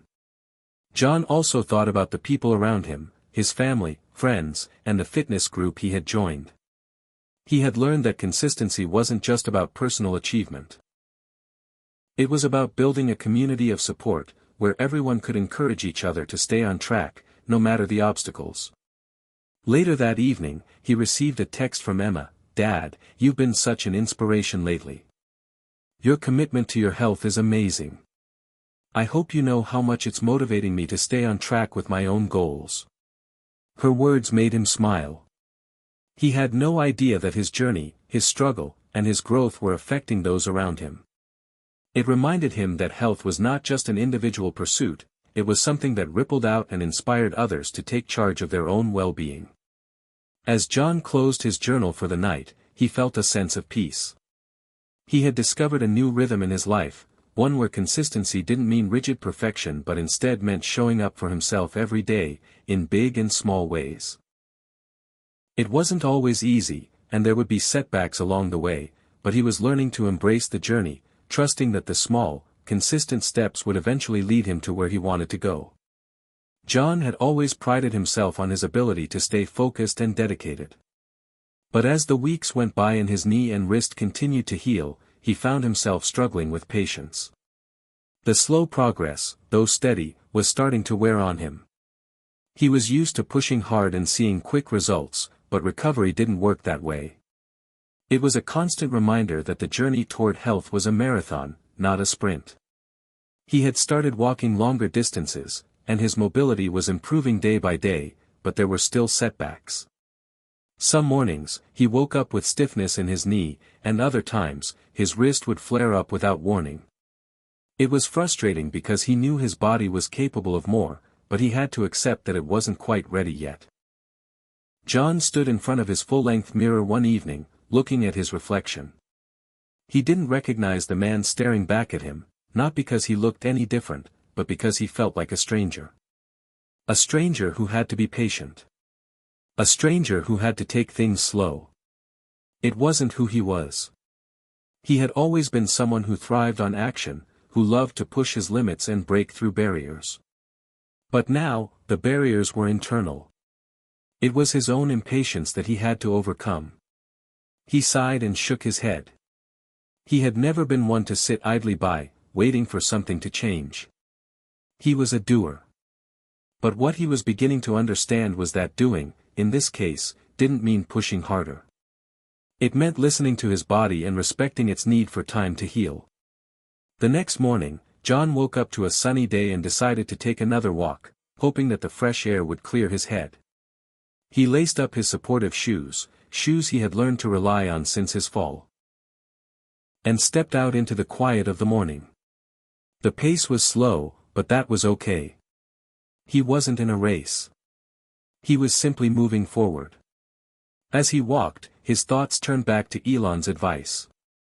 Avoid these 8 shoes after 60, save your joints and balance, he had read in an article not long ago. The advice had stuck with him, and he had taken it seriously. He'd swapped out his old, worn-out shoes for ones that offered better support and cushioning. It had made a huge difference, not just in his knees, but also in how stable he felt while walking. His balance had improved, and he could feel the difference with each step. But even with the right shoes, the physical progress was slower than he had hoped. And that was where his impatience kicked in. He had never been someone who liked to sit still. He wanted to run, to jump, to feel the rush of endorphins flooding his body. But instead, he was stuck in a cycle of gradual improvements. And that was tough. John thought about his earlier struggles with the idea of slowing down. It had taken him weeks to fully accept that his journey wouldn't be linear. But now, as he took each step on his walk, he realized that the key to overcoming this struggle with patience was shifting his mindset. Patience didn't mean giving up, it meant accepting that healing was a process, one that required trust in his body's ability to recover. The walk was peaceful, and by the time he reached the park, John felt a small sense of accomplishment. He had pushed through his frustration, and that was a victory in itself. He sat down on a bench to catch his breath, feeling the warmth of the sun on his face. It was a beautiful day, and he was grateful for that. As he sat, he thought about how this process of healing mirrored so many other aspects of his life. Over the years, he had built a successful career by being driven, focused, and relentless. He had achieved so much, and he had done it all with hard work and determination. But now, with his health journey, he realized that sometimes, success didn't come from relentless pursuit. Sometimes, it came from knowing when to pause and take a step back. He pulled out his phone and texted Emma, "Just finished my walk." It wasn't fast, but it felt good. Still a long way to go, but I'm learning a lot about patience these days. Emma's reply came quickly, "Dad, I'm proud of you. I know it's frustrating, but you're doing great. Remember, it's not about how fast you get there, it's about staying on the path." Her words were exactly what he needed to hear. He wasn't alone in this.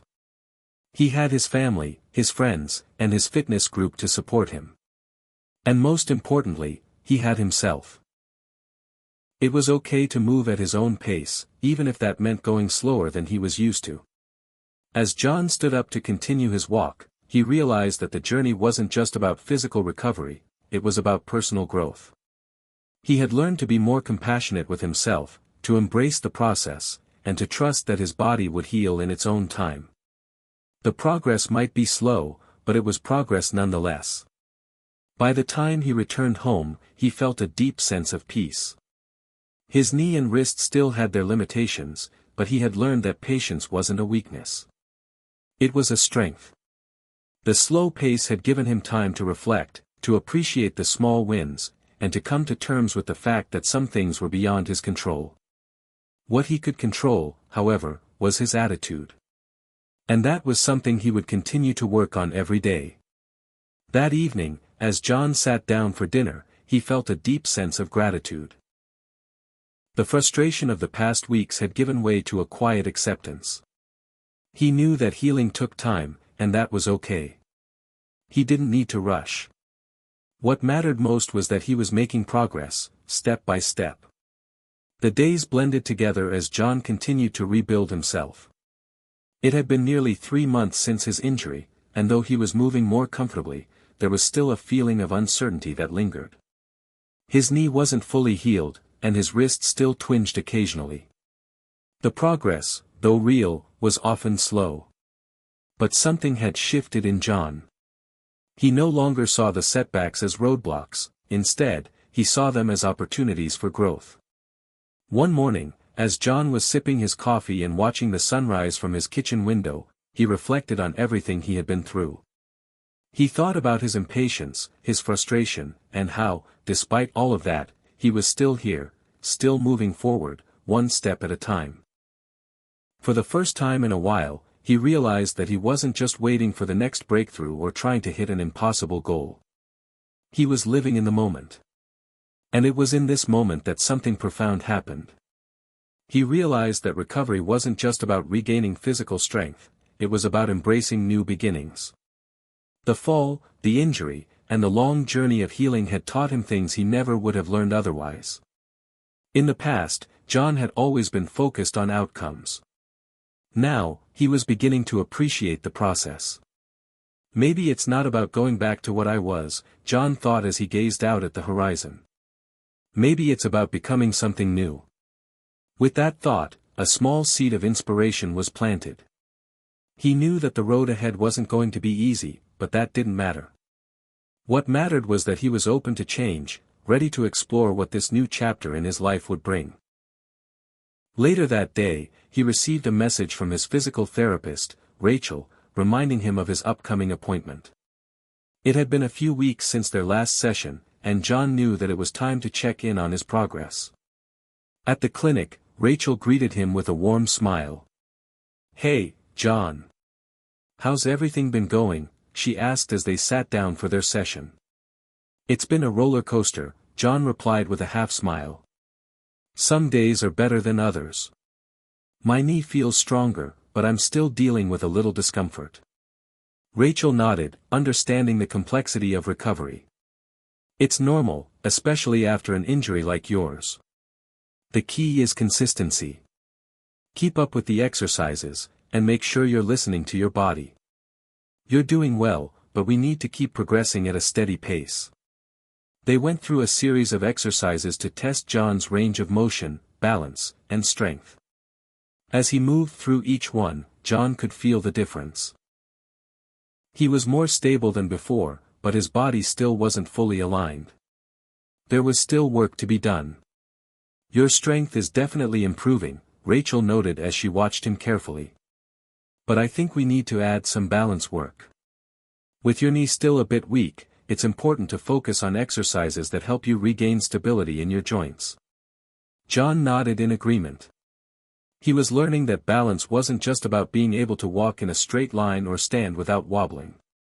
It was about regaining control over his body, understanding its limits, and building strength from the foundation up. As Rachel guided him through a series of balance exercises, John felt his body stretch and shift in new ways. He wobbled at first, trying to hold on to the stability bar, but with each attempt, his confidence grew. The wobbling was frustrating, but it was also an indication that he was pushing himself to go further than he had before. After the session, Rachel offered some words of encouragement. "You've come a long way, John.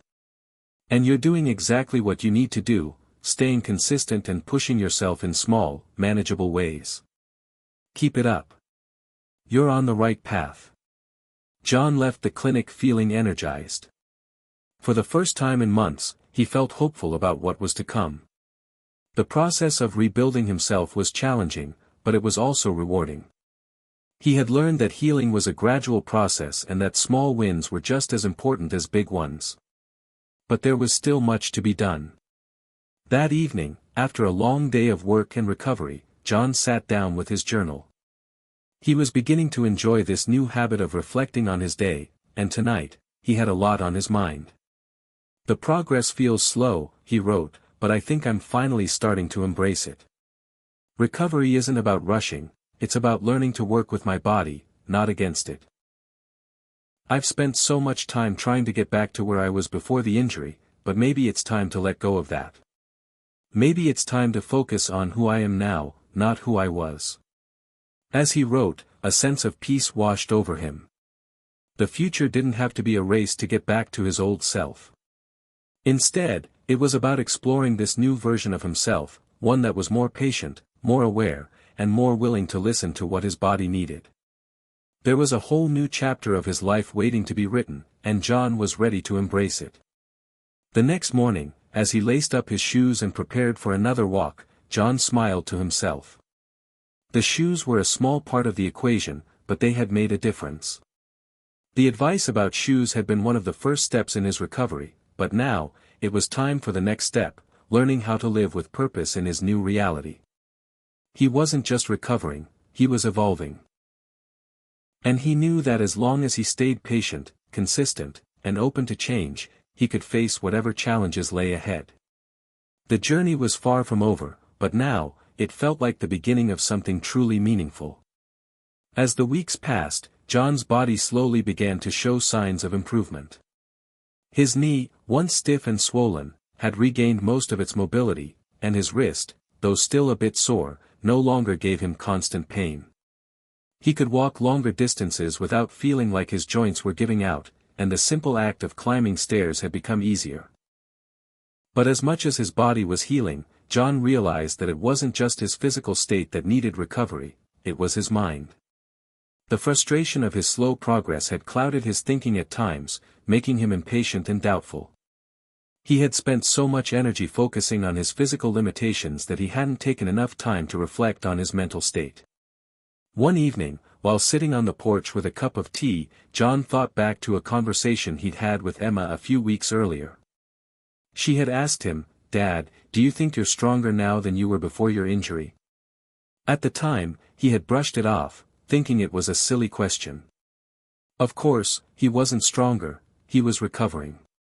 But now, as he sat quietly, contemplating her question, he realized something profound: maybe he was stronger, but not in the way he had expected. Before the injury, John had prided himself on his physical strength and endurance. He could run miles, lift weights, and push himself to his limits without hesitation. His body was a reflection of his dedication and hard work. But now, his strength was being tested in a completely different way. Recovery had taught him patience, resilience, and, most importantly, the strength of the mind. Strength isn't just about what you can do with your body, John thought as he sipped his tea. It's about the way you handle adversity, the way you keep going even when things don't go as planned. It's about keeping a positive mindset and refusing to give up. With that realization, John felt a shift in his perspective. He wasn't just trying to rebuild his body, he was learning to build his mental resilience as well. He could feel a new sense of determination growing within him, one that didn't rely solely on his physical capabilities but also on his mental fortitude.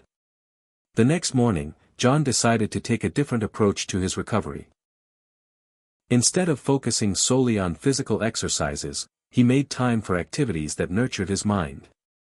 He began reading books on mindfulness and meditation, exploring new ways to calm his thoughts and reduce stress.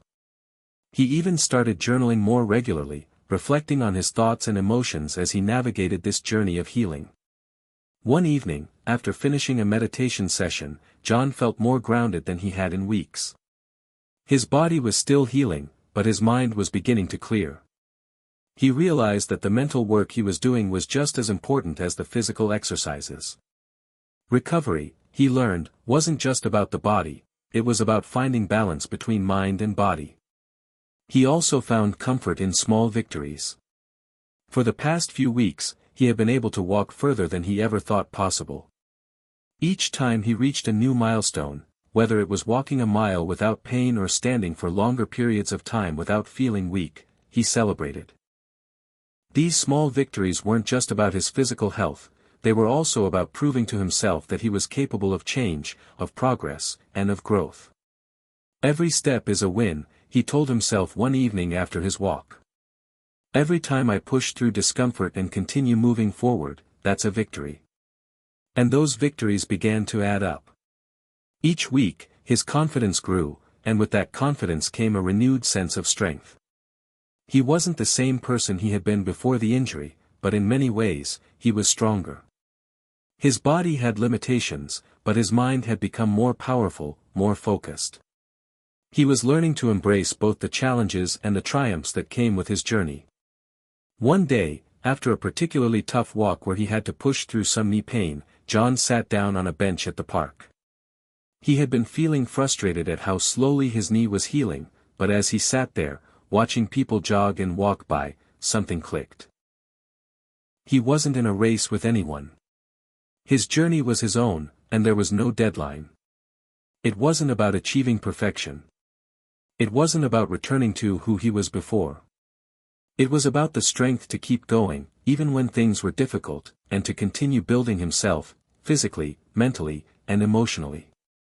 That evening, after returning home, John texted Emma again, "I think I'm starting to get it. It's not just about fixing my knee or wrist, it's about building a stronger me. The real strength is in the mind." Emma's reply came almost instantly, "You've always been strong, Dad. But I'm proud of you for realizing that the mind is just as important as the body. You're doing great." As John lay in bed that night, he felt a deep sense of gratitude. He had come so far, not just in terms of his physical recovery, but in his personal growth. The path ahead was still uncertain, but for the first time in a long time, he felt ready to face it. The small victories, the mental resilience, and the newfound sense of inner strength had changed him. He was no longer just recovering, he was transforming. And that transformation was something he could be proud of. As the weeks turned into months, John's body continued to improve, but so did his perspective. He had come to understand that healing wasn't just about physical recovery, it was about embracing the journey, with all its challenges, uncertainties, and lessons. Each day was an opportunity for growth, and he had learned to appreciate even the smallest of victories. One morning, after a particularly invigorating walk, John stood in front of the mirror and noticed something that had eluded him for months, a genuine smile on his face. It wasn't forced or a product of mere politeness, it was a smile of contentment. He had spent so much time focusing on his injuries and limitations, but now, he saw a man who had persevered through pain and setbacks. Not bad for an old guy, he thought, chuckling to himself. It was moments like these that reminded John of the power of perspective. In the past, he would have been fixated on the things he couldn't do, but now, he found joy in the things he could.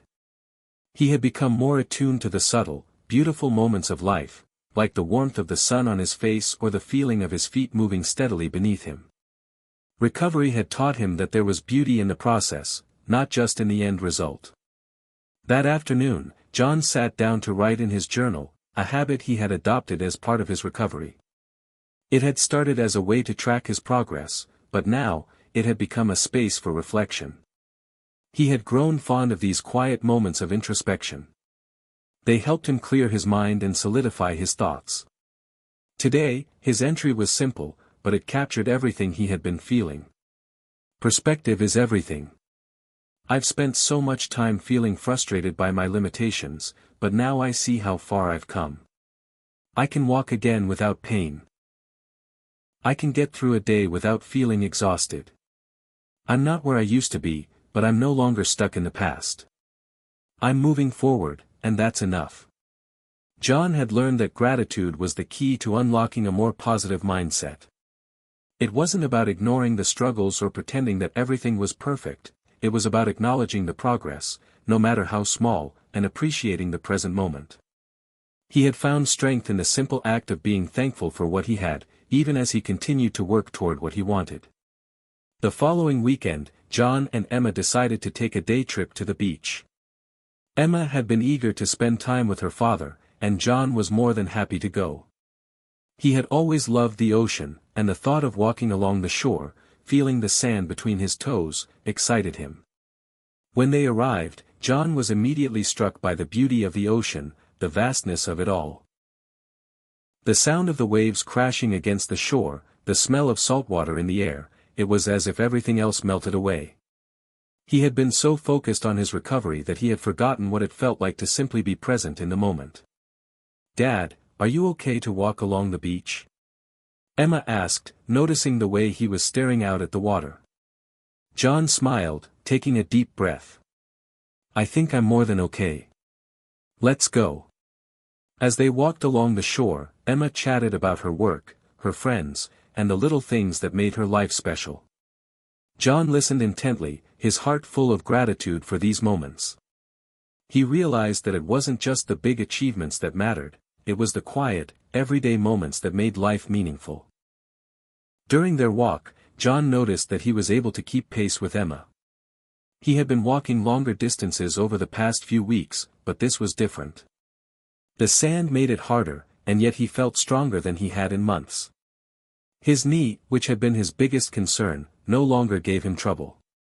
His wrist, once painful and stiff, was holding up well. It was as if the universe had conspired to show him how far he had come. "I'm proud of you, Dad," Emma said, noticing how steadily he was walking. "You've come a long way." John looked at her, a sense of accomplishment swelling in his chest. "It's not just about the walking," he said. "It's about everything, how I see things now. I'm learning to be grateful for the small victories." As they sat on a bench by the water, watching the sunset, John felt a deep sense of peace. The healing process had been challenging, but it had also been transformative. He had learned to embrace the journey, to find joy in the little things, and to appreciate the strength it took to keep moving forward, even when things weren't perfect. That night, as they headed back to the car, Emma turned to him with a smile. "I think we need to do this more often." "I agree," John said, feeling a warmth in his chest. "It's easy to get caught up in what we're trying to fix, but sometimes, it's important to just enjoy where we are." As they drove home, the sun setting behind them, John realized that recovery was no longer just a physical goal, it was a way of living. It was about embracing the present, being grateful for what he had, and finding strength in the journey, no matter how long it took. The next day, John woke up early, feeling more energized than he had in a long time. He decided to take a moment to reflect on how far he had come. His physical healing was still ongoing, but he was no longer focused solely on that. He had learned that the real work was in embracing life with gratitude, perspective, and an open heart. And for the first time in a long time, John felt truly alive, not just physically, but mentally and emotionally as well. As John's recovery continued, he began to realize something he had initially overlooked, the importance of sharing his journey with others. For much of his healing process, he had kept his struggles to himself, trying to navigate the pain, the doubts, and the setbacks on his own. But over time, he found that it was the people around him, his family, his friends, even the community at his physical therapy center, that made the biggest difference. It all began when he attended a group therapy session at the rehab center, something he had been hesitant to join. At first, he wasn't sure he wanted to be around strangers, to share his personal story with people he didn't know. But when Emma gently encouraged him to give it a try, he decided to go. That day, sitting in a circle with 6 other individuals who were also recovering from various injuries, John felt an unexpected sense of relief. Each person had their own story to tell, their own struggles to overcome. Some were dealing with knee replacements, others with back pain or joint issues, but they all had one thing in common: they were committed to healing. They understood the pain, the frustration, and the small victories that came with recovery. John had always prided himself on being independent, but hearing the stories of others reminded him that no one has to go through life's challenges alone. He realized that by sharing his own experiences, he could not only help others feel less isolated but also gain strength from their support. One woman, Kathy, had been in a car accident a few years ago and had undergone multiple surgeries to repair her spine. She spoke about the emotional toll it had taken on her, how she had lost her sense of identity for a time. But now, she was finding her way back. "It's hard to look at yourself and see someone broken," Kathy said, her voice trembling slightly. "But you have to remind yourself that you're not defined by your injuries. You're defined by your strength to keep going." John nodded, understanding exactly what she meant. There had been days when he felt broken too. But Kathy's words were a reminder that true strength was not about never feeling weak, it was about pushing forward despite the moments of vulnerability. Another man, Steve, had struggled with chronic arthritis for years. He shared how he had once been an avid runner, but his condition had forced him to slow down. He spoke about the frustration of no longer being able to do the things he loved. Yet, he had found a new passion in swimming. "It's not about what you can't do anymore," Steve said, "it's about finding what you can do." The group continued to share, and John found himself listening intently, realizing that everyone had their own battles. It wasn't about comparing pain or struggles, it was about acknowledging that healing comes in many forms, and it often requires the support of others to keep moving forward. As the meeting wrapped up, Kathy turned to John with a warm smile. "I'm glad you came today. Sometimes, it helps to hear that others are going through the same thing. It makes you feel less alone."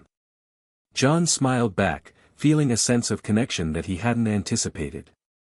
He had been so focused on his own journey that he hadn't realized how much strength could come from others. "Thank you," he said, "I think I needed this more than I realized." Later that night, as he reflected on the session, John realized how important it was to lean on others. The journey of recovery wasn't just about pushing through pain alone, it was about finding strength in community. He didn't have to go through it in silence or isolation. He could share his struggles and triumphs, and in turn, help others who were facing similar challenges. The next day, John called Emma. "You were right," he said. "The group therapy session, it really opened my eyes. I didn't realize how much I needed to connect with others." Emma's voice on the other end was warm and encouraging. "I'm glad you went. Sometimes we all need a little reminder that we don't have to carry the weight of everything alone." John nodded, even though she couldn't see him. "I've been so focused on my own healing that I forgot how much strength comes from being part of something bigger. It's like being part of a team again." That weekend, John reached out to a few of the people he had met at the rehab center. He suggested they meet for coffee, to share stories and offer each other support outside of the sessions. It wasn't a formal meeting, it was just a group of people, coming together to remind each other that they weren't alone in their struggles. The coffee meetups became a regular part of John's recovery routine. They weren't just about talking through their injuries, they were about life, about connecting over shared experiences, and about offering encouragement when one of them was feeling down. John had found a new support system, and it made a world of difference. He also realized that his relationship with Emma had deepened through this process. He had always been close to his daughter, but watching her support him as he navigated his recovery had brought them even closer. They would spend more time together, sharing meals, going for walks, and just talking. Emma's support had been unwavering, and John felt more connected to her than ever before. One evening, after another successful walk where he managed to keep pace with Emma, John turned to her with a grateful smile. "You know, I've been thinking. I never really appreciated the strength of the people around me, especially you. You've been my rock through all of this." Emma squeezed his hand. "I've always been here, Dad. You just had to realize that you didn't have to do it alone." John nodded, feeling a sense of peace settle over him. His journey wasn't just about overcoming physical obstacles, it was about learning to open up, to receive support, and to realize that strength comes not only from within but from the people who walk alongside you. As John looked back on his journey, he understood now that healing was not just a solitary pursuit. It was a collective effort, fueled by the love, encouragement, and shared strength of those around him. As the sun began to rise on another crisp morning, John stood in front of his bedroom mirror, taking in the reflection of a man who had come a long way. His body wasn't quite the same as it had been before his injuries, but there was something new in his eyes, a spark, a quiet strength that hadn't been there before. He wasn't just physically healed, he was emotionally and mentally stronger too. He had transformed, and it wasn't just about the progress he had made in walking or regaining his balance. It was about how much his perspective had shifted. A few months ago, John would never have imagined he could find so much peace and fulfillment in the simple act of standing tall, free from pain. But here he was, standing taller than he had in years, not because his body was perfect, but because his heart had learned to embrace the imperfections. He had walked a long road to get here, filled with moments of doubt, frustration, and physical pain. But with each step, he had gained more than just strength. He had learned the value of patience, the importance of gratitude, and the deep connection between body and mind. Through the highs and lows, John had discovered a new definition of success, one that was not rooted in how quickly he could heal, but in how fully he could live each day, regardless of the obstacles. The journey wasn't over, but John no longer viewed his recovery as a race against time. It was a process. One that required time, effort, and above all, a commitment to moving forward, no matter how small the steps. Every challenge, every setback had become an opportunity to grow, to learn, and to transform. He thought back to the advice he had received from Elon Musk, of all people, about avoiding certain shoes to protect joints and balance as one gets older. It had started as a simple piece of practical advice, but it had led him down a path of deeper reflection. He realized that it wasn't just about avoiding bad footwear, it was about avoiding the things in life that weighed you down. The negative thoughts, the self-doubt, and the old habits that held him back from becoming his best self. As he tied his sneakers, carefully choosing a pair that were both comfortable and supportive, John reflected on the lessons he had learned. Avoid the wrong shoes, he thought. But more than that, avoid the wrong mindset. Avoid the things that keep you stuck in a cycle of negativity. Choose the mindset that allows you to move forward, even when it's hard. Later that morning, Emma came by, as she often did, to check on him. They had grown closer over the past few months, and John cherished these visits, the conversations, and the time spent together. Emma had been his rock throughout this journey, encouraging him when he was low and celebrating his small victories when he couldn't see the progress himself. "Good morning, Dad," Emma said, her smile as bright as ever. "How are we feeling today?" John chuckled, tying his shoes with a deliberate motion. "Feeling pretty good. I think I've reached a new milestone." She raised an eyebrow, clearly intrigued. "What milestone?" John stood up and turned to face her. "I'm not just healing anymore. I'm ready to live again." Emma's eyes softened, and for a moment, they simply stood there, looking at each other. She knew that this was more than just about his body. It was about John's emotional and mental healing, a process that had taken time, but had ultimately transformed him. "That's amazing, Dad," Emma said, her voice filled with pride. "You've worked so hard to get to this point. I'm so proud of you." John smiled, feeling the weight of her words settle in his heart. "I couldn't have done it without you." The two of them spent the day together, walking through the park, laughing, and reflecting on how far he had come. It wasn't just about the physical recovery anymore, it was about finding joy in the everyday moments, about living fully despite the challenges. John no longer felt defined by his injuries or limitations. He had learned that the true measure of his strength wasn't how quickly he could recover, it was how deeply he could appreciate life, even in the face of difficulty. As the sun began to set that evening, casting a warm glow over the city, John stood on his porch, looking out at the world. He had come to understand that the journey of recovery wasn't linear. There were good days and bad days, moments of progress and moments of frustration. But what mattered most was that he had kept moving forward, no matter how small the steps. He thought back to the words of the people he had met along the way, Kathy, Steve, and the others who had shared their stories. They had all taught him that strength wasn't just about physical power, it was about resilience, about refusing to give up, even when things seemed impossible. And that was the message he wanted to carry forward. It wasn't about avoiding every setback or challenge. It was about how you responded to them. John took a deep breath, letting the fresh air fill his lungs. He was ready for whatever came next. The journey wasn't over, but he no longer feared the unknown. He knew that as long as he had the strength to keep going, he could handle whatever life threw his way. "Here's to the next chapter," he whispered to himself, feeling a quiet excitement build inside him. The future was full of possibilities, and he was ready to embrace them all. With a final glance at the horizon, John stepped back into his home, ready for the next step in his journey.